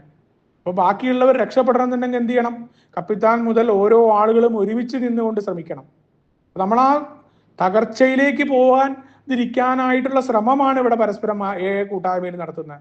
അവിടെ മറ്റുള്ളവർ ജീവിതം വീണ്ടെടുക്കുന്നതിനും നിലനിൽപ്പിനും വേണ്ടി നിങ്ങളെ തന്നെ സമർപ്പിക്കുന്നതിന്റെ അർത്ഥം എന്താണ്? ഇവിടെ നമ്മുടെ പ്രോഗ്രാമിൽ എപ്പോഴും പറയാറുണ്ട്, നമ്മൾ മറ്റു മനുഷ്യരെ പരിഗണിക്കലാണ് പ്രോഗ്രാം എന്ന് പറയാറുണ്ട്. അങ്ങനെ നിൽക്കുന്നതിന്റെ കാരണം എന്താണ്? അതിന്റെ അർത്ഥം എന്താണ്? അത് നമ്മുടെ പഴമക്കാരായ മനുഷ്യർ നമുക്ക് പറഞ്ഞു തന്നിട്ടുണ്ട്. അതിലും നമുക്ക് എന്താണ്, കൃത്യമായ ലക്ഷ്യമുണ്ട്. നമ്മൾ പറയാറുണ്ട്, നമ്മൾ ഒരു ഗുണവും ഇല്ലാണ്ട് നമ്മുടെ വാഗ്ദാനങ്ങൾ തൊട്ട് നമുക്ക് കുറേ കാര്യങ്ങൾ കൂട്ടായ്മ തരുന്നുണ്ട്. നമ്മൾ അങ്ങനെ ചില ത്യാഗങ്ങൾ സഹിക്കുന്നതിന്റെ കാരണം തരും, നമുക്കൊരു സുഖം കിട്ടുന്നുണ്ട് ഈ കൂട്ടായ്മയിൽ നിന്ന്. അത് തന്നെയാണ് മറ്റുള്ളവർക്ക് ജീവിതം കൊടുക്കാനും നിലനിൽക്കാനും വേണ്ടി സമർപ്പിക്കുന്നതിന്റെ അർത്ഥം. നമുക്ക് കിട്ടാൻ പോകുന്ന ആ ഏകാന്തതയുടെ നാശം തൊട്ട് നമ്മുടെ പ്രശ്നങ്ങളെല്ലാം നമ്മൾ പറയുന്ന പോലെ മറ്റുള്ളവരുടെ ശ്രദ്ധ, മടുപ്പ്, ദുഃഖം, ഇതിൽ നിന്നുള്ള മോചനം നമുക്ക് കിട്ടുന്നുണ്ട് എന്നുള്ളതാണ്. അവിടെയാണ് നമ്മൾ നിലനിൽപ്പിന് വേണ്ടിയിട്ട് മറ്റുള്ളവരെ പരിഗണിക്കുന്നതിന്റെ അർത്ഥം. നമ്മുടെ ആത്മീയതയുടെ അർത്ഥമൊക്കെ നമുക്ക് മനസ്സിലാവും. അവിടെയാണ് നിന്നെ പോലെ നിന്റെ അയൽക്കാരനെയും സ്നേഹിക്കുക. ഈ അർത്ഥം നമ്മൾ പറഞ്ഞുകൊണ്ടിരുന്ന കാര്യമില്ല. എന്തിനാണ് മറ്റൊരാളെ സ്നേഹിക്കുന്നത്, അത് എങ്ങനെയാണ് ആ അയൽക്കാരനെ സ്നേഹിക്കേണ്ടത് എന്ന് നമ്മൾ കൂട്ടായ്മയിൽ നിന്ന് പഠിക്കുന്നുണ്ട്. അപ്പൊ എൻ്റെ നിലനിൽപ്പ് മറ്റൊരാളുടെ നിലനിൽപ്പോടുകൂടിയാണ്. ഞാൻ മാത്രം നിലനിന്നാൽ പോരാന്നുള്ളതാണ് ഇതിന്റെ അർത്ഥം. നമ്മൾ മനസ്സിലാവുമ്പോൾ ഈ ഫെലോഷിപ്പിന്റെ പ്രവർത്തനത്തിൽ നല്ല സുഖം ഉണ്ടാവും നമുക്ക്. ഇതിന്റെ ബാക്കിയുള്ള ഒരു പൊളിറ്റിക്സും നമ്മളെ ബാധിക്കില്ല. ആൽക്കഹോളിക്സ് അനോണിമസിന്റെ സുഖം എയിലെ പഴമക്കാർ പറഞ്ഞ ആ ഭാഗങ്ങളിൽ നമ്മൾ നിൽക്കും. അതിലേക്ക് നമുക്ക് എത്താനായി പറ്റുമെന്നതാണ് സത്യം. നമുക്ക് പല മാർഗങ്ങളുണ്ട് ഈ സർവീസ് മാത്രമായിട്ട്, അല്ലെങ്കിൽ ഇതിൽ തന്നെയുള്ള ഇതിന്റെ പൊളിറ്റിക്സും ഉണ്ട് ഇപ്പുറത്തെ സൈഡിൽ. അപ്പൊ അത് ഏത് വേണമെന്ന് നമ്മൾ നിശ്ചയിക്കണം. അതിനാണ് നമ്മുടെ വിഷൻ, നമ്മളോട് കാഴ്ചപ്പാട് കൃത്യമായിട്ട് വെക്കാൻ നമ്മളോട് ഓർമ്മപ്പെടുത്തിയിട്ടുണ്ട്. ഇവിടെ ഈ ആളുകൾ ഒരിക്കൽ കൂടി സന്തുഷ്ടരും ബഹുമാനരും പ്രയോജനമുള്ളവരുമായിത്തീരുന്നു എന്നുള്ളത് തികച്ചും അവിശ്വസനീയമായി തോന്നിയേക്കാം. ഒരു കാലത്ത് എല്ലാ മനുഷ്യരാലും തള്ളിയ മനുഷ്യരാണ് നമ്മളൊക്കെ. ഇവനൊന്നും രക്ഷപ്പെടില്ല, അവൻ കുടിച്ചു മരിക്കുമെന്ന് പറഞ്ഞവർ, ഇവന്റെ ജീവിതം എന്താകുമെന്ന് പറഞ്ഞവർ, അവിടെയാണ് നമ്മൾ മുന്നിൽ വരുന്നത്. ഈ ദാരുണാവസ്ഥയിൽ നിന്നും, ചീത്തപ്പേരിൽ നിന്നും, പ്രതീക്ഷാശൂന്യതയിൽ നിന്നും ഉയർന്നു വരാൻ എങ്ങനെ ഉയർത്തെഴുന്നേൽപ്പ് സാധ്യമായി? അവിടെയാണ് ഞങ്ങൾക്ക് പറയാനുള്ള പ്രായോഗികമായൊരു മറുപടി. എന്താ അറിയോ? ഞങ്ങൾക്ക് സംഭവിച്ച പോലെ നിങ്ങൾക്കും സംഭവിക്കും. ഇത് നിങ്ങൾക്കും സാധ്യമാണ്. മറ്റെല്ലാത്തിനേക്കാളും ഉപരി നിങ്ങളത് ആഗ്രഹിക്കുന്നുണ്ട്. നിങ്ങൾ ഈ ഫെലോഷിപ്പിൽ നിൽക്കാൻ ആഗ്രഹിക്കുന്നുണ്ടെങ്കിൽ മദ്യപിക്കാതിരിക്കണം. നിങ്ങൾക്ക് ഇന്നത്തെ ദിവസം എന്ന രീതിയിൽ ഇങ്ങനെ മദ്യത്തെ മാറ്റി നിർത്തിയിട്ട് ഇപ്പോൾ ഓരോ ആളുകളും നമുക്ക് മുന്നോട്ട് ഇങ്ങനെ പോകണം എന്ന ആഗ്രഹം ഉണ്ടെങ്കിൽ തീർച്ചയായിട്ടും ആൽക്കഹോളിക്സ് അനോണിമസിലെ പഴമക്കാരായ മനുഷ്യർ അവരുടെ അനുഭവങ്ങളെ പ്രയോജനപ്പെടുത്താൻ ആഗ്രഹിക്കുന്നുണ്ടെങ്കിൽ നിങ്ങൾക്കും ഇത് സാധ്യമാണ്. ഒരിക്കലും പണ്ട് സാധ്യമാകില്ല എന്ന് പറഞ്ഞ പലതും, അതാണ് നമ്മുടെ വാഗ്ദാനങ്ങളൊക്കെ പറയുന്നത്, അത് നമുക്ക് സാധ്യമായത് നമ്മുടെ സാക്ഷ്യം വഹിക്കുന്ന പറഞ്ഞിട്ടുള്ളത്. അങ്ങനെ സാക്ഷ്യം വഹിച്ച ആളുകളാ പറഞ്ഞിട്ടുള്ളത്. ആ അനുഭവങ്ങളിലൂടെ നിങ്ങൾക്ക് സാക്ഷാകരിക്കും. അത്ഭുതങ്ങളുടെ യുഗം ഇപ്പോഴും ഞങ്ങളോടൊപ്പമുണ്ട്. ഞങ്ങളുടെ തന്നെ രോഗശമനം, അതാണ് ഞങ്ങളുടെ രോഗശമനം. ഞങ്ങൾക്ക് ഒരിക്കലും സാധ്യമല്ലാതിരുന്ന കാര്യങ്ങൾ ഞങ്ങളുടെ ജീവിതത്തിൽ സംഭവിച്ചു. അപ്പോൾ ഈ ബിഗ് ബുക്ക് എന്ന് പറയുന്ന പുസ്തകം ലോകമെമ്പാടുമുള്ള അമിത മദ്യാസക്തിയുടെ വേലിയേറ്റത്തിലേക്ക് എടുത്തെറിയപ്പെടുമ്പോൾ ഇതിലെ നിർദ്ദേശങ്ങൾ പിന്തുടരുന്നതിന് വേണ്ടിയിട്ട് പരാജിതരായ കുറെ കുടിയന്മാർ ഇതിൽ പിടിക്കും. ഇതാണ് ഞങ്ങളുടെ പ്രതീക്ഷ. അതിനാണ് ഞങ്ങൾ പുസ്തകം ഇറക്കിയിട്ടുള്ളത്. ധാരാളം പേർ തങ്ങളുടെ കാലുകളിൽ ഉയർന്നു നിന്നുകൊണ്ട് മുന്നോട്ട് പോകുമെന്ന് ഒന്നറിയണം. ദീർഘവീക്ഷണത്തോടു കൂടിയുള്ള ആ ഒരു നമ്മുടെ പഴമക്കാരുടെ വീക്ഷണം നമ്മളൊന്ന് ആലോചിച്ച് നോക്കൂ. ഇത് ഹതാശരായ എത്രയോ കുടിയന്മാർ അതിനുശേഷം കടന്നു വന്നു. അവർ തീർച്ചയായിട്ടും ഇതിൽ പിടിക്കുമെന്ന് നമുക്ക് ഉറപ്പുണ്ട്. അവര് മറ്റു കുഴപ്പമുള്ള കുടിയന്മാരെ സമീപിക്കും. എന്നിട്ട് എന്താണ്, ഓരോ നഗരത്തിലും ഗ്രാമത്തിലും രക്ഷാപ്രവർത്തനത്തിന് ആളുകൾ ചെന്നെത്തപ്പെടുന്ന അഭയ കേന്ദ്രങ്ങളിൽ ആൽക്കഹോളിക്സ് അനോണിമസിന്റെ കൂട്ടായ്മ ഉയർന്നു വരും. നമ്മൾ ആലോചിക്കണം, വളരെ ചെറിയ ഒരു സംഖ്യ, 100ഓളം പേര്. ആ 100ഓളം പേരിൽ തന്നെ 40ഓളം പേരാണ് ആക്റ്റീവായി നിന്ന്. ആ സമയത്ത് പോലും നമ്മളുടെ പ്രതീക്ഷകൾ ഇന്ന് നമുക്കറിയാം, ലോകമെമ്പാടും 28 ലക്ഷം പേരോളമായിട്ട് നമ്മുടെ കൂട്ടായ്മ മാറിയിട്ടുണ്ട്. ഇനിയും എത്രയോ സ്ഥലങ്ങളിലേക്ക് ഇനിയും പ്രവർത്തനം എത്താനുണ്ട് എന്നുള്ളതാണ്. അപ്പോൾ നമ്മളെ സംബന്ധിച്ചിടത്തോളം മറ്റുള്ളവരോടൊത്തുള്ള പ്രവർത്തനം എന്ന അധ്യായത്തിൽ 12ാം പടിയുടെ ഭാഗമായിട്ട് മറ്റുള്ളവരെ എങ്ങനെ സമീപിക്കുക എന്നുള്ളതൊക്കെ നമ്മുടെ ആ ഭാഗങ്ങളിലാണ് പറഞ്ഞിട്ടുള്ളത്. അതിനെക്കുറിച്ചുള്ള അറിവ് നമുക്ക് അതിലുണ്ട്. ഇനി നിങ്ങളൊന്ന് ആലോചിച്ച് നോക്കൂ, നിങ്ങളുടെ കുടുംബങ്ങൾ ഈ ജീവിത രീതി സ്വീകരിച്ചാൽ എങ്ങനെയായിരിക്കും? നിങ്ങളുടെ കുടുംബങ്ങൾക്ക് ഈ മാറ്റം ഉണ്ടായ ആ അവസ്ഥയിൽ നിന്ന് ഇനി എത്രമാത്രം മുന്നോട്ട് പോകണമെന്ന് നിങ്ങൾക്കൊരു ആവശ്യമായിട്ട് തോന്നും. നിങ്ങളുടെ ഭാവി പ്രവർത്തനങ്ങളിലേക്ക് വെളിച്ചം പകരുന്നതിന് ഞങ്ങളുടെ കൂട്ടായ്മയുടെ വളർച്ച നിങ്ങൾക്ക് വിവരിച്ചു തരാമെന്ന് പറയാം. അതിൻ്റെ ഒരു ലഘു വിവരണം എന്ന് പറഞ്ഞുകൊണ്ട് നമ്മുടെ ചരിത്രം അവിടെ കടന്നു വരികയാണ്. അപ്പോൾ നമുക്കെല്ലാവർക്കും അറിയുന്ന പോലെ ബിൽ വിൽസൺ, അദ്ദേഹത്തിൻ്റെ സോബറിറ്റി സംഭവിക്കുന്നത് ന്യൂയോർക്കിലെ സിൽക്ക്വർത്തിന്റെ ഹോസ്പിറ്റലായ ടൗൺസ് ഹോസ്പിറ്റലാണ്. അദ്ദേഹം അവിടെ സോബറായി വരുന്ന അദ്ദേഹത്തിന് ഒരു സ്പിരിച്വൽ ആയിട്ടുള്ള എക്സ്പീരിയൻസ് ഉണ്ടാവുന്നു. ഓക്സ്ഫോർഡ് ഗ്രൂപ്പുമായിട്ട് അദ്ദേഹം ബന്ധപ്പെടുന്നുണ്ട്. എബി താച്ചറുമായിട്ട് അദ്ദേഹം നമ്മുടെ 13ാമത്തെ പേജിലും ബില്ലിന്റെ കഥയിലൊക്കെ വളരെ വിശാലമായിട്ട് നമ്മൾ പറയാറുണ്ട്.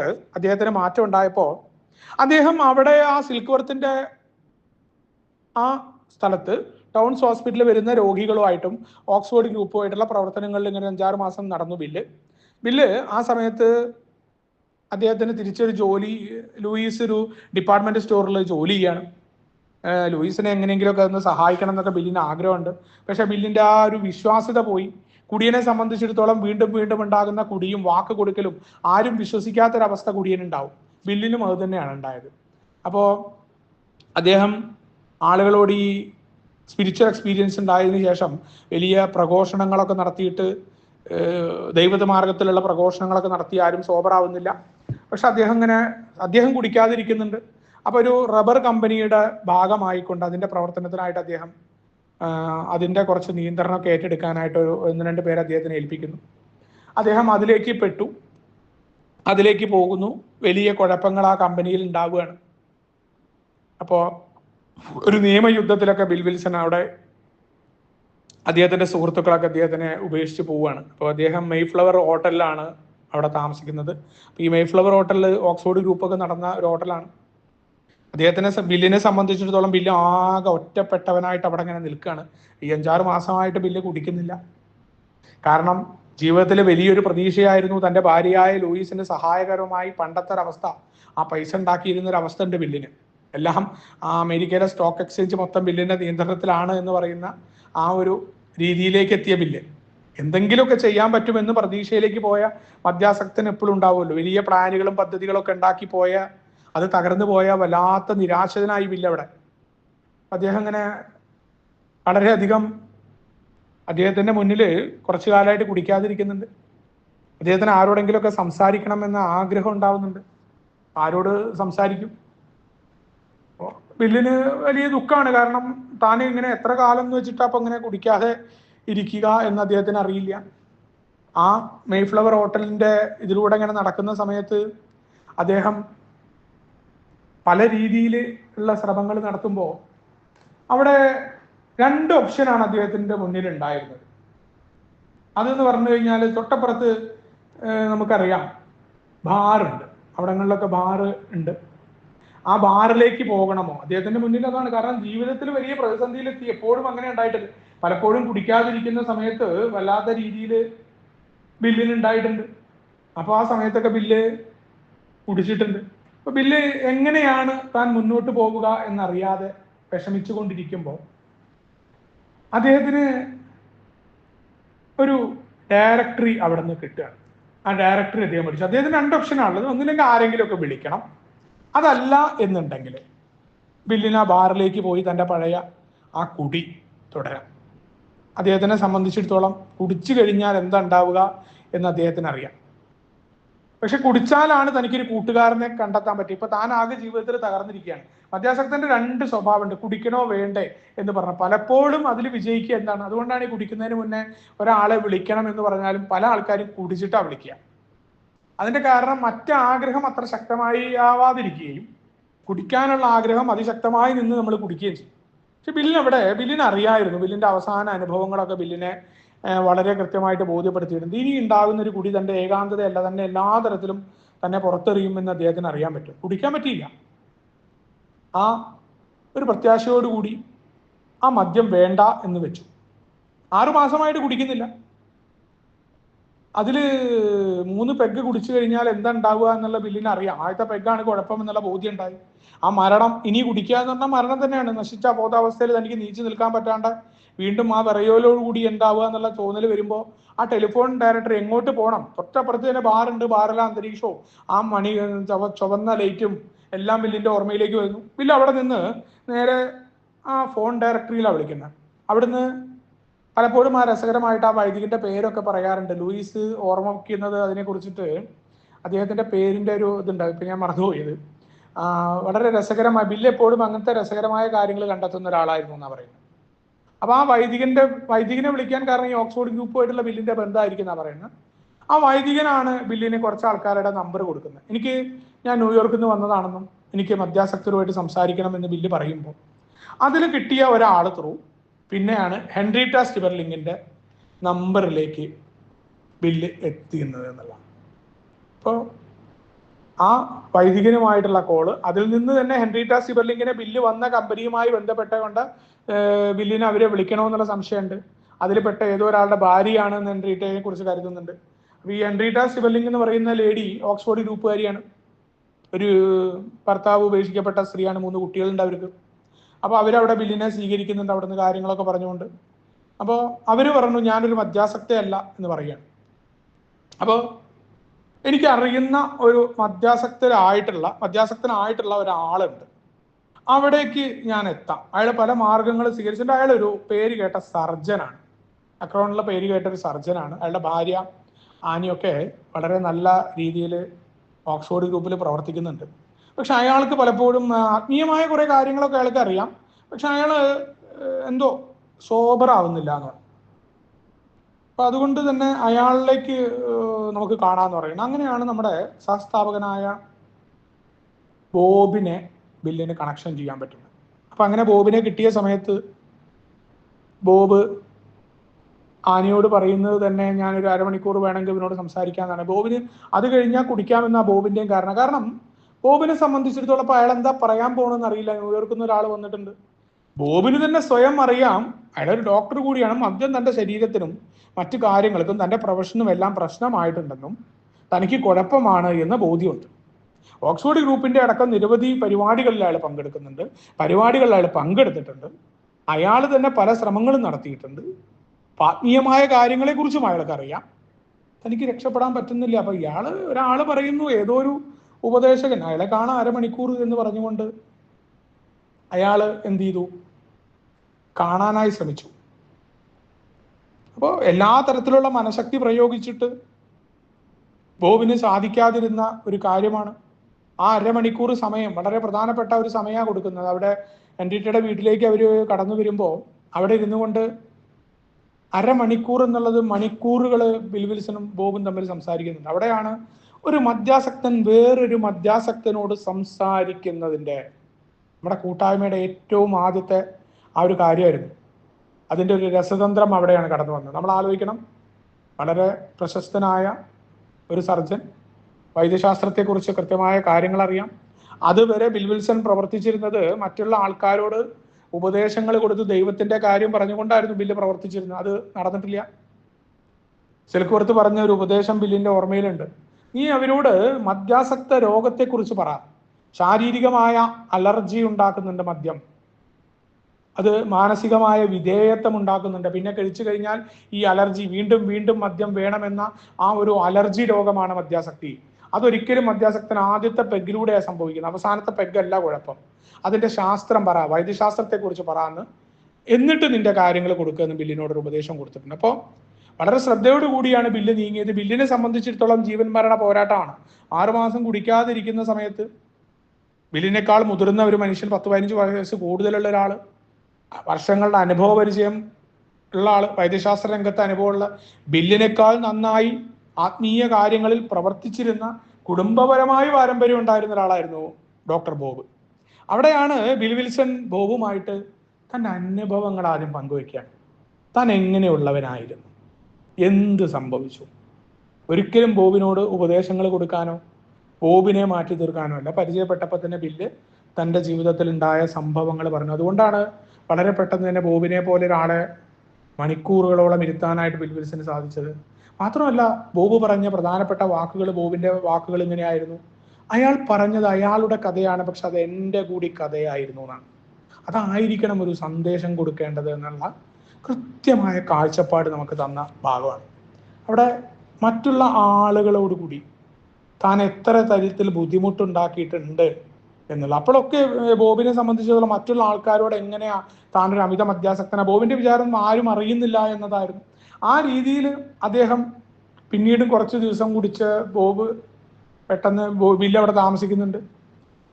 ബില്ലിനെ ഒരു ദിവസം വിളിച്ചുകൊണ്ട് തന്നെ ബോബ് പിന്നീട് ഒരു അമേരിക്കയിലെ മെഡിക്കൽ അസോസിയേഷന്റെ പരിപാടി പങ്കെടുത്ത് വരുമ്പോൾ അദ്ദേഹത്തെ അവൻ്റെ അവസാനത്തെ കുടി, അതിന് പിറ്റേ ദിവസം അദ്ദേഹം ഒരു ഓപ്പറേഷൻ ചെയ്തതോടുകൂടി കുടി നിർത്തുകയും ആ ടൗണിലുള്ള ആളുകളുമായിട്ട് മാപ്പ് പറഞ്ഞുകൊണ്ട് താൻ ചെയ്ത ഉപദ്രവങ്ങൾക്കും താൻ കുടിച്ചിരുന്നു, പലപ്പോഴും അവർക്കൊക്കെ മനസ്സിലായി എന്ന് ബോബ് അറിഞ്ഞത് ആ സമയത്തായിരുന്നു എന്ന് പറയുന്നുണ്ട്. അതോടുകൂടിയാണ് ജൂൺ 10 നമ്മുടെ കൂട്ടായ്മ ഉണ്ടാക്കിയതായത് പറയപ്പെടുന്നത്. ആ 2 പേരിലൂടെയാണ് നമ്മുടെ കൂട്ടായ്മ. ഒരു മദ്യാസക്തനോട് പറഞ്ഞാൽ ഇവിടെ 2 ഗുണം ഉണ്ടായത്: ബില്ലിന് കുടിക്കാതിരിക്കാൻ സാധിക്കുന്നു, 6 മാസത്തെ തൻ്റെ സോബർട്ടിയെ കാത്തു സൂക്ഷിക്കാൻ പറ്റി. അതോടുകൂടി ഒരു പുതിയ ഒരാൾക്ക് ജീവിതത്തിലേക്ക് വെളിച്ചമായി. അപ്പൊ അങ്ങോട്ടും ഇങ്ങോട്ടും സഹായകരമാകുകയാണ് ഒരു അനുഭവങ്ങളെ കൊണ്ട്. മറ്റൊരാളോട് തനിക്കുണ്ടായ കാര്യങ്ങൾ പറയുമ്പോൾ വലിയ ഒരാശയമായിരുന്നു അത്. ഈ 2 സുഹൃത്തുക്കൾക്കും വലിയ പ്രശ്നങ്ങളൊക്കെ ഉണ്ടായി. കാരണം തങ്ങൾ ഇനി ഇങ്ങനെ മുന്നോട്ട് പോയാൽ പോരാ, ഇനിയും ആളുകളിലേക്ക് എത്തിക്കേണ്ടതുണ്ട് എന്ന് മനസ്സിലാക്കി. അപ്പൊ അവിടെ പരിചയം ഉണ്ടായിരുന്ന അക്രൗണ്ടിലെ ഒരു നേഴ്സിനെ ബോബ് വിളിച്ചു. ഏതെങ്കിലും ഒരു മദ്യാസക്തനെ തനിക്ക് ആവശ്യമാണെന്ന് പറഞ്ഞു. അപ്പൊ അവിടെ ഒരു കുടിയനായിട്ടുള്ള ഒരാൾ വന്നിട്ടുണ്ട്, അവർ നേഴ്സിനെയൊക്കെ അടിച്ചിട്ടുണ്ട്, തലയ്ക്ക് യാതൊരു വെളിവുമില്ല എന്നൊക്കെ പറഞ്ഞു. അവരെ സംബന്ധിച്ചിടത്തോളം നമ്മുടെ മൂന്നാമനായ ബിൽഡി എന്ന് പറയുന്ന കൗൺസിലറാണ് അദ്ദേഹം, അതേപോലെ വക്കീലാണ്. അദ്ദേഹത്തിനെ സംബന്ധിച്ചിടത്തോളം ആരാണ് പിറ്റേ ദിവസം ബോധം വന്നപ്പോൾ തന്നെ സ്വകാര്യ മുറിയിലാക്കി, താൻ വാർഡിലാ കടക്കാറും, തൻ്റെ അവസ്ഥ അയാൾക്ക് തന്നെ അറിയാം. അവിടെയാണ് 2 പേര് വന്നിട്ടുണ്ട്, അമിത മദ്യാസക്തി എന്ന രോഗത്തിന് നിങ്ങൾക്കൊരു ചികിത്സ നൽകുകയാണ് എന്ന് അതിലൊരാൾ പറയാണ്. അയാളുടെ ആ പറഞ്ഞപ്പോൾ ഒരു പ്രതീക്ഷയാണ്, അതുകൊണ്ടൊന്നും വലിയ ബലമൊന്നുമില്ല, നിങ്ങൾ വലിയ കളിയൊന്നും കളിക്കണ്ടെന്ന് അയാൾ പറഞ്ഞു. എന്നെ രക്ഷപ്പെടുത്താനൊന്നും ആവില്ല, ഞാൻ ഒരു പോയ കേസാ എന്ന് ബിൽഡി പറയുന്നുണ്ട്. ഇതിനു മുമ്പ് ഞാൻ ഈ ആശുപത്രിയിൽ നിന്ന് ചികിത്സ കഴിഞ്ഞ് വീട്ടിലേക്ക് മടങ്ങുമ്പോൾ വീണ്ടും കുടിക്കാറുണ്ട്, പിന്നെ പുറത്തിറങ്ങാൻ എനിക്ക് ഭയമാണ്, എന്തുകൊണ്ടാണെന്നുള്ള മനസ്സിലാവുന്നില്ല എന്ന് പറഞ്ഞു. അപ്പോൾ ആ ഒരു മണിക്കൂർ ഈ 2 പേരും, ബില്ലും ബോബും കൂടി ബിൽഡിയോട് തങ്ങളുടെ അനുഭവങ്ങൾ പറയുന്നുണ്ട്. ഞങ്ങളും അങ്ങനെയാണ് എന്ന്. ആ അനുഭവങ്ങളിലൂടെയൊക്കെ തന്നെ അയാൾക്കും മനസ്സിലായി, ഞാനും അങ്ങനെയാണ്, ഇവരെ പോലെ തന്നെയാണ്, എൻ്റെ അനുഭവങ്ങളാണ് ഇവരും പറയുന്നത്.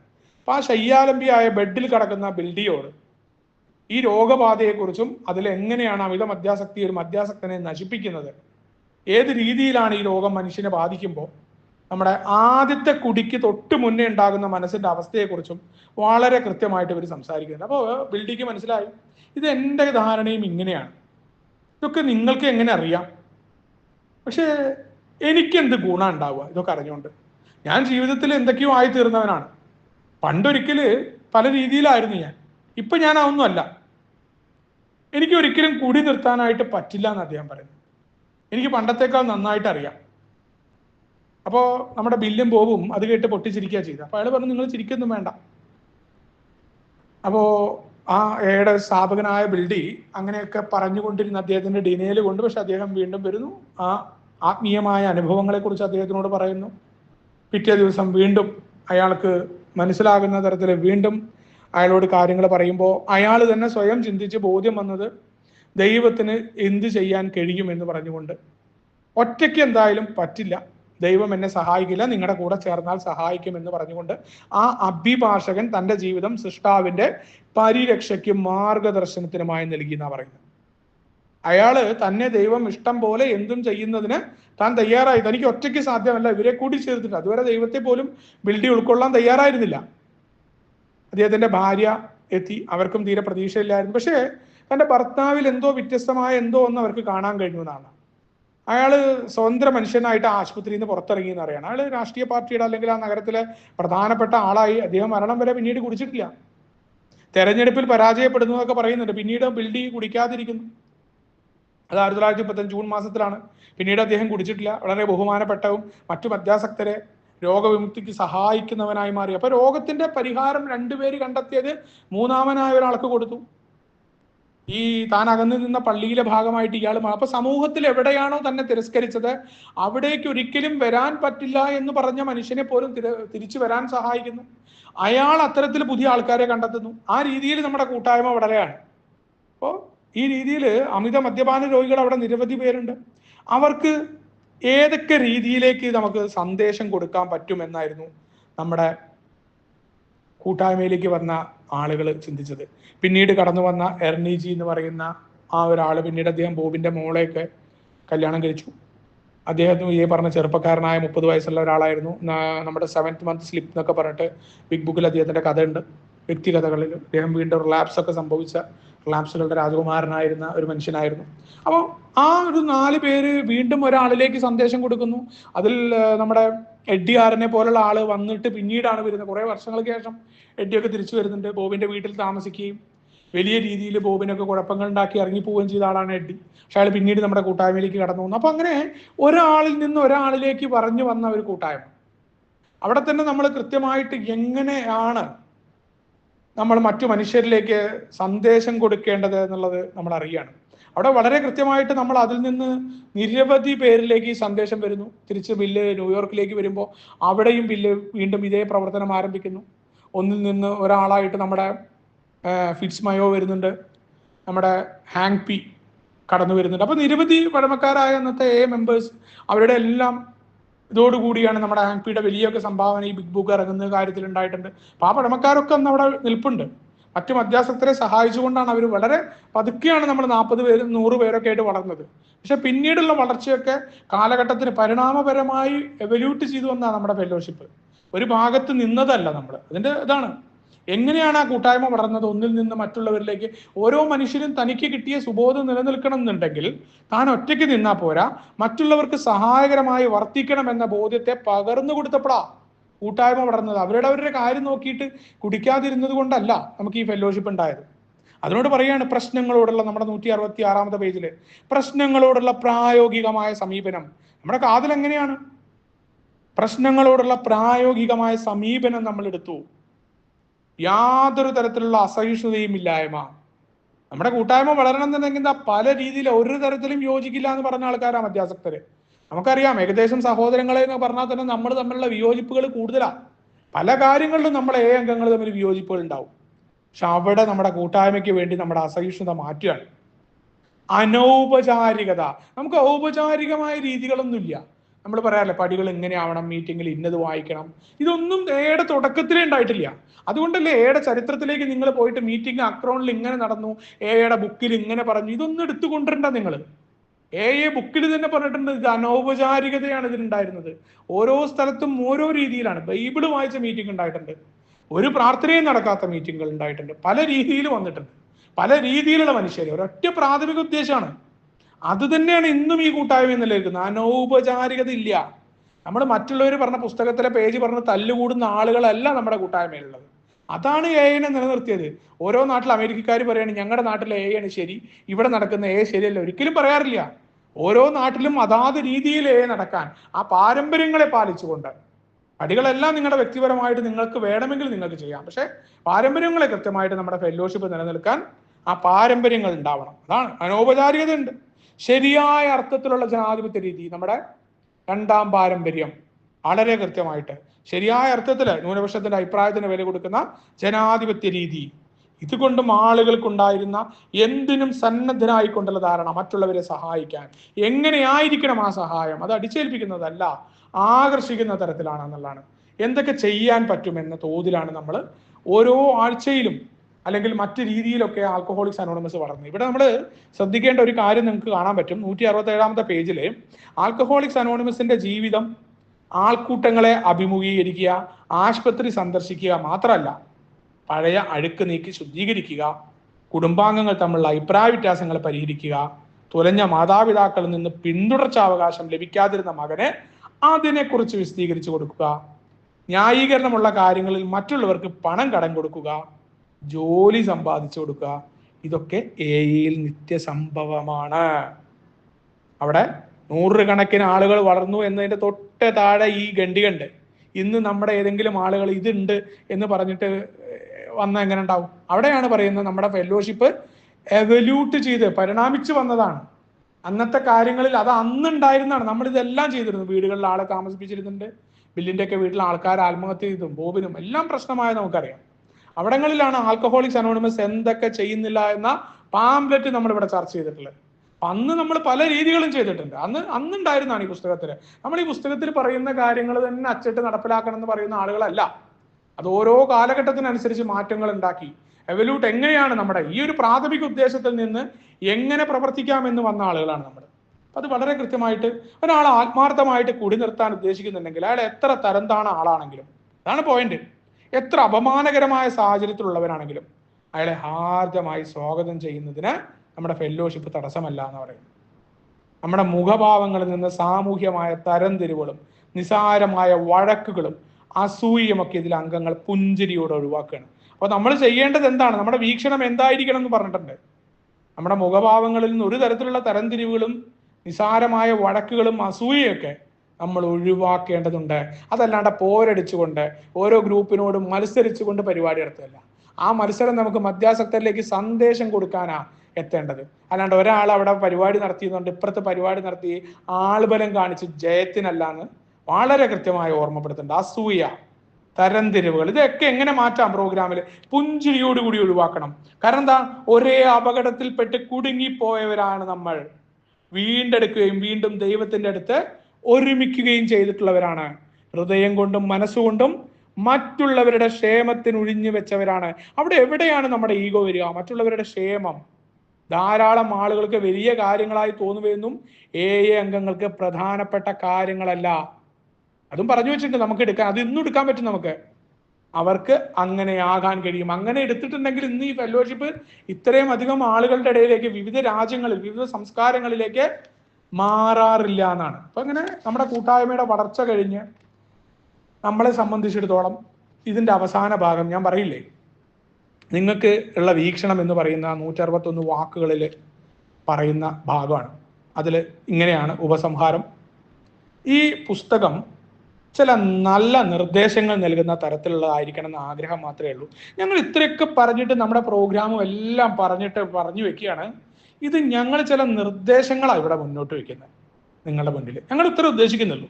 ചില നിർദ്ദേശങ്ങൾ നിങ്ങളോട് പറയണം എന്നാണ്. അവിടെ എളിമ വളരെ കൃത്യമായിട്ട് ബില്ല് വളരെ കുറച്ച് മാത്രമേ ഞങ്ങൾക്ക് അറിയാവൂ. നമ്മുടെ മുഖമുദ്ര അതാണ്. നമ്മളങ്ങനെ എല്ലാം അറിയാമെന്നും മാത്രം സൊല്യൂഷൻ എന്ന് പറഞ്ഞാൽ അമേരിക്കയിൽ എത്രയോ മദ്യാസക്തി നിർത്താനായിട്ട് നിരവധി മാർഗങ്ങളിൽ വളരെ ചെറിയൊരു സാധനം നമുക്കുണ്ട്. നമ്മളിപ്പോഴും അങ്ങനെ കരുതുന്നുള്ളൂ. നമുക്ക് അതിൻ്റെ എല്ലാത്തിൻ്റെ അപ്പോസ്തലവനാവണം എന്നുള്ള ആഗ്രഹമൊന്നുമില്ല. വളരെ കുറച്ച് കാര്യങ്ങളെ നമുക്ക് അറിയാവൂ. അത് തന്നെയാണ് നമ്മുടെ കൂടുതൽ പഠിക്കാനുള്ള ബോധ്യവും തരുന്നത്. വളരെ കുറച്ച് മാത്രമേ എനിക്ക് അറിയൂ എന്നുള്ള നമ്മുടെ ഓരോ മനുഷ്യർക്കും. ഏയ്ക്കും അത് തന്നെയാണ് പറയുന്നത്. ദൈവം കൂടുതലായിട്ട് നമുക്കും നിങ്ങൾക്കും വെളിവാക്കി തരും. അടുത്ത പേജ് കണ്ടില്ലേ? ദൈവം കൂടുതലായിട്ട് ഓരോ ദിവസവും നമുക്ക് വെളിപ്പെടുത്തിക്കൊണ്ടേയിരിക്കും. ഇപ്പോഴും രോഗിയായി കഴിയുന്ന ഒരാൾക്ക് വേണ്ടി നിങ്ങൾക്ക് എന്ത് ചെയ്യാൻ കഴിയുമെന്ന് പ്രഭാതത്തിലുള്ള ഓരോ പ്രാർത്ഥനാ വേളയിലും നിങ്ങൾ ദൈവത്തോട് ചോദിക്കുക. നമ്മൾ രാവിലെ ഉണ്ടാകുന്ന ഓരോ പ്രാർത്ഥനാ വേളയിലും നമ്മുടെ ദൈവം എന്ന സങ്കല്പം തന്നെ എന്തിനാണ്? എനിക്കെന്ത് ചെയ്യാൻ പറ്റും? ആർക്കാണ്? രോഗിയായി കഴിയുന്ന ഒരാൾക്ക് വേണ്ടി. അതിലാണ് നമ്മുടെ കൂട്ടായ്മയുടെ നിലനിൽപ്പ്. ഒരു മറ്റു മനുഷ്യരെ പരിഗണിക്കാൻ, അത് കൂട്ടായ്മയിൽ നിന്ന് നമ്മൾ തുടങ്ങണമെന്ന് ഓർമ്മപ്പെടുത്തല്. നിങ്ങളുടെ തന്നെ സ്വന്തം വീട് നല്ല നിലയ്ക്കാണെങ്കിൽ ഉത്തരങ്ങൾ വരിക ചെയ്യും. അവിടെ നമുക്ക് പടികൾ എന്തായാലും വേണ്ടി വരും. വ്യക്തിപരമാണ്. എന്താണ്? നമ്മുടെ വീട് വൃത്തിയായിരിക്കണം. നമ്മുടെ കുഴപ്പങ്ങൾ ഈ മീറ്റിങ്ങിൽ ആളുകളുടെ ഇടയിലല്ലാതെ ഞാൻ എന്നെ പരിശോധിക്കുമ്പോൾ അവിടെ എനിക്ക് കാണാനായി പറ്റണം. എൻ്റെ കുഴപ്പങ്ങളെ മാറ്റാൻ പറ്റിയിട്ടുണ്ട്. എൻ്റെ വീട് വൃത്തിയായിരിക്കണം, എൻ്റെ ഉള്ളു ക്ലീൻ ആയിരിക്കണം. അപ്പൊ എനിക്ക് ഉത്തരം കിട്ടും. കാരണം എന്താ? നിങ്ങളിൽ ഇല്ലാത്ത ഒന്ന് മറ്റൊരാളിലേക്ക് സന്നിവേശിപ്പിക്കാൻ നിങ്ങൾക്ക് സാധിക്കില്ല. നമ്മുടെ കൂട്ടായ്മ വളർന്നു എന്നതിന്റെ പ്രധാന ആശയമാണ് നമ്മൾ ആദ്യം നമ്മുടെ കാര്യങ്ങളിലേക്ക് വരണം. അപ്പോഴാണ് കൂടുതൽ നന്നായിട്ട് നമുക്ക് ഒരാൾക്ക് പറഞ്ഞു കൊടുക്കാൻ പറ്റും. ഞാനത് ചെയ്തിട്ടുണ്ട്. കാരണം ഉപദേശങ്ങളൊന്നും മറ്റു മധ്യാസക്തൻ എടുക്കില്ല, ക്ലാസ്സുകളും എടുക്കില്ല, മോട്ടിവേഷനോ കുറച്ചു നേരം നിൽക്കുള്ളൂ. അപ്പൊ അതാണ് നമ്മൾക്ക് ആദ്യം പകർത്തുക എന്നതാണ് പ്രധാന ലക്ഷ്യം. അതാണ് ഇതിന്റെ വിഷൻ. ഈശ്വരനുമായിട്ടുള്ള ബന്ധം ശരിയായ തരത്തിലുള്ളതാണ്, അത് കൃത്യമാണ് എന്നുള്ളത് ഉറപ്പുവരുത്തുക. അപ്പോൾ നിങ്ങളുടെയും മറ്റുള്ളവരുടെയും ജീവിതത്തിൽ എണ്ണിയാൽ ഒടുങ്ങാത്ത കാര്യങ്ങൾ സംഭവിക്കും. ഇതാണ് നമ്മളെ സംബന്ധിച്ചുള്ള മഹത്തായ വസ്തുത. നമ്മൾ ആ ദൈവം എന്ന ആശയത്തെ പ്രവൃത്തിയിലേക്ക് കൊണ്ടുവരിക. അപ്പൊ എന്താണ്? നമ്മളുടെയും മറ്റുള്ളവരുടെയും ജീവിതത്തിൽ അവിടെ നമ്മളല്ല ഡയറക്ടർ എന്ന ബോധ്യം കൃത്യമായി കടന്നു വരും. ഓരോ ദിവസവും സംഭവിക്കുന്ന രീതിയിലേക്ക് ഏറ്റെടുക്കാൻ നമ്മൾ ആളുകളി, നമ്മുടെ ദൈവം കളി നമ്മൾ മാറ്റേണ്ടതുണ്ട്. നിങ്ങൾ മനസ്സിലാക്കുന്ന തരത്തിലുള്ള ദൈവത്തിനായിട്ട് നിങ്ങളെ തന്നെ ഉപേക്ഷിക്കുക എന്നാ പറഞ്ഞത്. ഞാനവിടെ എന്നെ ഉപേക്ഷിക്കണം. അപ്പൊ എങ്ങനെ എനിക്ക് ഈഗോ വരിക? ഒരാൾ പറഞ്ഞു എന്ന് ഈഗോ എനിക്ക് മാറ്റാൻ പറ്റില്ലേ? അത് പറഞ്ഞോട്ടെ, അത് അയാൾ അപ്പ പറഞ്ഞതാണ്. അല്ലെങ്കിൽ ഏടെ സർവീസ് സംബന്ധമായ കാര്യങ്ങളാണെങ്കിൽ അവിടെ പറഞ്ഞത് അവിടെ തീരും. അല്ലെങ്കിൽ അതിന്റെ ഭാഗത്ത് മാത്രമായിരിക്കും. ഒരു മീറ്റിങ്ങിൽ ഇരിക്കാൻ എനിക്ക് വിരോധം ഉണ്ടാവില്ല, എന്നെ ഉപേക്ഷിക്കാൻ പറ്റും. എനിക്കവിടെ എൻ്റെ ആശയങ്ങളോട് മാത്രമായിരിക്കും എതിർപ്പ്. ആ വ്യക്തിയെ ഞാൻ ടാർഗറ്റ് ചെയ്തുകൊണ്ടുള്ള നിരന്തരമായ ആ വിരോധം, ഏടെ ഉള്ളിൽ എനിക്ക് വിരോധം മാറ്റാൻ പറ്റില്ലെങ്കിൽ ഞാൻ പിന്നെ നാലാം പടിയെ കുറിച്ച് സംസാരിച്ചിട്ട് എന്താ കാര്യം? എനിക്ക് എവിടെ ഉപേക്ഷിക്കാൻ പറ്റുന്നത്? എൻ്റെ ഈഗോ മാറ്റാൻ പറ്റുന്നുണ്ടോ?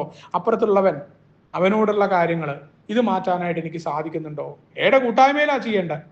ദൈവത്തോടും നിങ്ങളുടെ ആളുകളോടും നിങ്ങളുടെ തെറ്റുകൾ സമ്മതിക്കുക.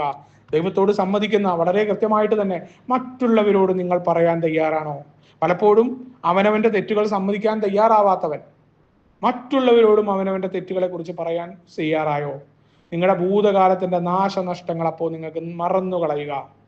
ഭൂതകാലത്തിൽ എന്തുണ്ടായി എന്നുള്ളതല്ല, കാരണം നിങ്ങൾ ഇന്ന് എങ്ങനെയാണ്, നിങ്ങൾ എങ്ങനെ പ്രവർത്തിക്കുന്നു, ഈ പണ്ട് ഇങ്ങനെ ആയിരുന്നു എന്നത് നിങ്ങളുടെ കുഴപ്പമല്ല. പക്ഷെ എന്താണ്? രോഗശമനം അത് നിങ്ങളുടെ ഉത്തരവാദിത്തമാണ് എന്ന് പറയുകയാണ്. നിങ്ങൾ കണ്ടെത്തുന്നത് മറ്റുള്ളവർക്ക് സൗജന്യമായി നൽകുക. അവിടെയാണ് കുടിക്കാതിരിക്കാനുള്ള എളുപ്പ വഴി. എന്താണ് ഈ പ്രോഗ്രാമിൽ? ബാക്കിയുള്ള കാര്യങ്ങളൊക്കെ നമ്മൾ തലമുണ്ടാക്കണ്ട. ഈ വീക്ഷണം, ഈ അധ്യായം വായിച്ചിട്ട് മറ്റുള്ള മധ്യാസക്തരെ വിളിക്കുക, അവരെ കേൾക്കുക, പറയുന്ന കാര്യങ്ങൾ അനുസരിക്കുക, അയാളുടെ ഫെലോഷിപ്പിന്റെ മീറ്റിംഗ് പങ്കെടുക്കുക. എത്രയോ പേര് കുടിക്കാതിരിക്കുന്നുണ്ട്. അതിന് കാരണം എന്താണ്? പലരും പറയാമല്ലോ, പ്രോഗ്രാം ചെയ്യൽ ഞങ്ങൾ ഇത്ര വർഷമായി എന്ന് പറയുന്നതിന്റെ കാരണം എന്താണ്?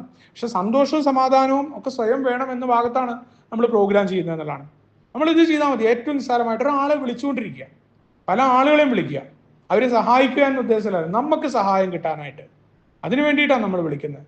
അപ്പൊ അവിടെയാണ് നമ്മൾ കണ്ടെത്തുന്ന മറ്റുള്ളവർക്ക് സൗജന്യമായി നൽകുകയും ഞങ്ങളോട് കൂടെ ഒത്തുചേരുകയും ഈ കൂട്ടായ്മയുടെ ഭാഗമായി നിൽക്കുക. വ്യത്യസ്തമായി സഞ്ചരിച്ചിട്ടല്ല, ഇതിന്റെ ഭാഗമായിട്ട് നിൽക്കുക. അപ്പോൾ നമുക്ക് കുറേ വേർതിരിവുകളും നമ്മൾ വ്യത്യസ്തരാണെന്നുള്ള ചിന്തകളെ മാറ്റാനായി പറ്റും. അപ്പൊ എന്താണ്? ആത്മീയമായ കൂട്ടായ്മയുടെ കാര്യത്തിൽ തീർച്ചയായിട്ടും ഞങ്ങൾ നിങ്ങളോടൊപ്പം ഉണ്ടാവും. നമ്മളൊരു കൂട്ടം ആളുകളെല്ലാം ഒരുമിച്ചുണ്ടാകും. സന്തുഷ്ടിയുടെ ഭാഗധേയത്തിലേക്കുള്ള നിങ്ങളുടെ പ്രയാണപഥത്തിലേക്ക് വെച്ച് അവിടെ നിങ്ങൾക്ക് സന്തോഷം എന്ന് പറയുന്ന അവസ്ഥയെ നിങ്ങൾ തിരിച്ചറിയും. അവിടെ നിങ്ങൾ ആഗ്രഹിക്കുന്ന കാര്യങ്ങൾ നടക്കുമ്പോൾ ഉണ്ടാവുന്ന സന്തോഷമല്ല, നഷ്ടപ്പെട്ടു പോകുന്ന സന്തോഷമല്ല. നമ്മൾ പറയുന്ന പോലെ തുളുമ്പാത്ത ഒരു കുടത്തിൽ നിറഞ്ഞു നിൽക്കുന്ന ജലത്തിലെ പോലെ ആ ജലം ഇങ്ങനെ ഓളമില്ലാതിരിക്കുന്ന അവസ്ഥയിലേക്ക് അവിടെ വെച്ച് നിങ്ങൾ കണ്ടുമുട്ടും. ആൽക്കഹോളിക്സ് അനോണിമസിലെ അംഗങ്ങളെ കണ്ടുമുട്ടും. അതുവരെ ദൈവം നിങ്ങളെ അനുഗ്രഹിക്കുകയും നിങ്ങളെ സംരക്ഷിക്കുകയും ചെയ്യട്ടെ എന്ന് പറഞ്ഞുകൊണ്ടാണ് ആൽക്കഹോളിക്സ് അനോണിമസിന്റെ ആ ഒരു വീക്ഷണം. എന്താണ് എയുടെ കാഴ്ചപ്പാട്? എങ്ങനെയാണ് മറ്റുള്ളവരിലേക്ക് എങ്ങനെ പകർന്നു കൊടുക്കണം നമ്മുടെ ചരിത്രത്തിലൂടെ? അതേപോലെ എന്താണ് നമ്മുടെ കൂട്ടായ്മ? ഏറ്റവും എളുപ്പം ഈ കൂട്ടായ്മയുടെ ഭാഗധേയമാകുക, അതിൻ്റെ ഭാഗമായ പ്രവർത്തനങ്ങളിൽ ഏർപ്പെടുക. കുടിക്കാതിരിക്കാനായിട്ട് ഏറ്റവും നല്ല വഴി ഇതിൻ്റെ ഒരു ഭാഗമാണ് എന്ന തോന്നൽ നമ്മൾ വളർത്തിയെടുത്താൽ തീർച്ചയായിട്ടും നമുക്കൊരു വഴിയുണ്ട്. നമ്മളും ഒപ്പം തന്നെ നമ്മളിലൂടെ കൂട്ടായ്മയും വളർന്നു വരുന്നത് കാണാൻ പറ്റുമെന്ന വളരെ കൃത്യമായ രീതിയിലുള്ള സന്ദേശമാണ് ഈ ഒരു നിങ്ങൾക്ക് വേണ്ടി വീക്ഷണം എന്ന അധ്യായം എനിക്ക് ഉണ്ടാക്കിയത്. എന്തായാലും നിങ്ങളോട് ഈ വിഷയത്തിൽ സംസാരിക്കാൻ സാധിച്ചത് നന്ദി രേഖപ്പെടുത്തിക്കൊണ്ട് എല്ലാവർക്കും നന്ദി പറഞ്ഞുകൊണ്ട്, എന്നെ കേട്ടിരുന്നതിന് നന്ദി പറഞ്ഞുകൊണ്ട് നിർത്തുന്നു. ഒരിക്കൽ കൂടി നമ്മുടെ ബർത്ത്ഡേ ബോയ്സിന് എല്ലാവിധ ആശംസകളും. താങ്ക് യു രാജേട്ടാ ഫോർ യുവർ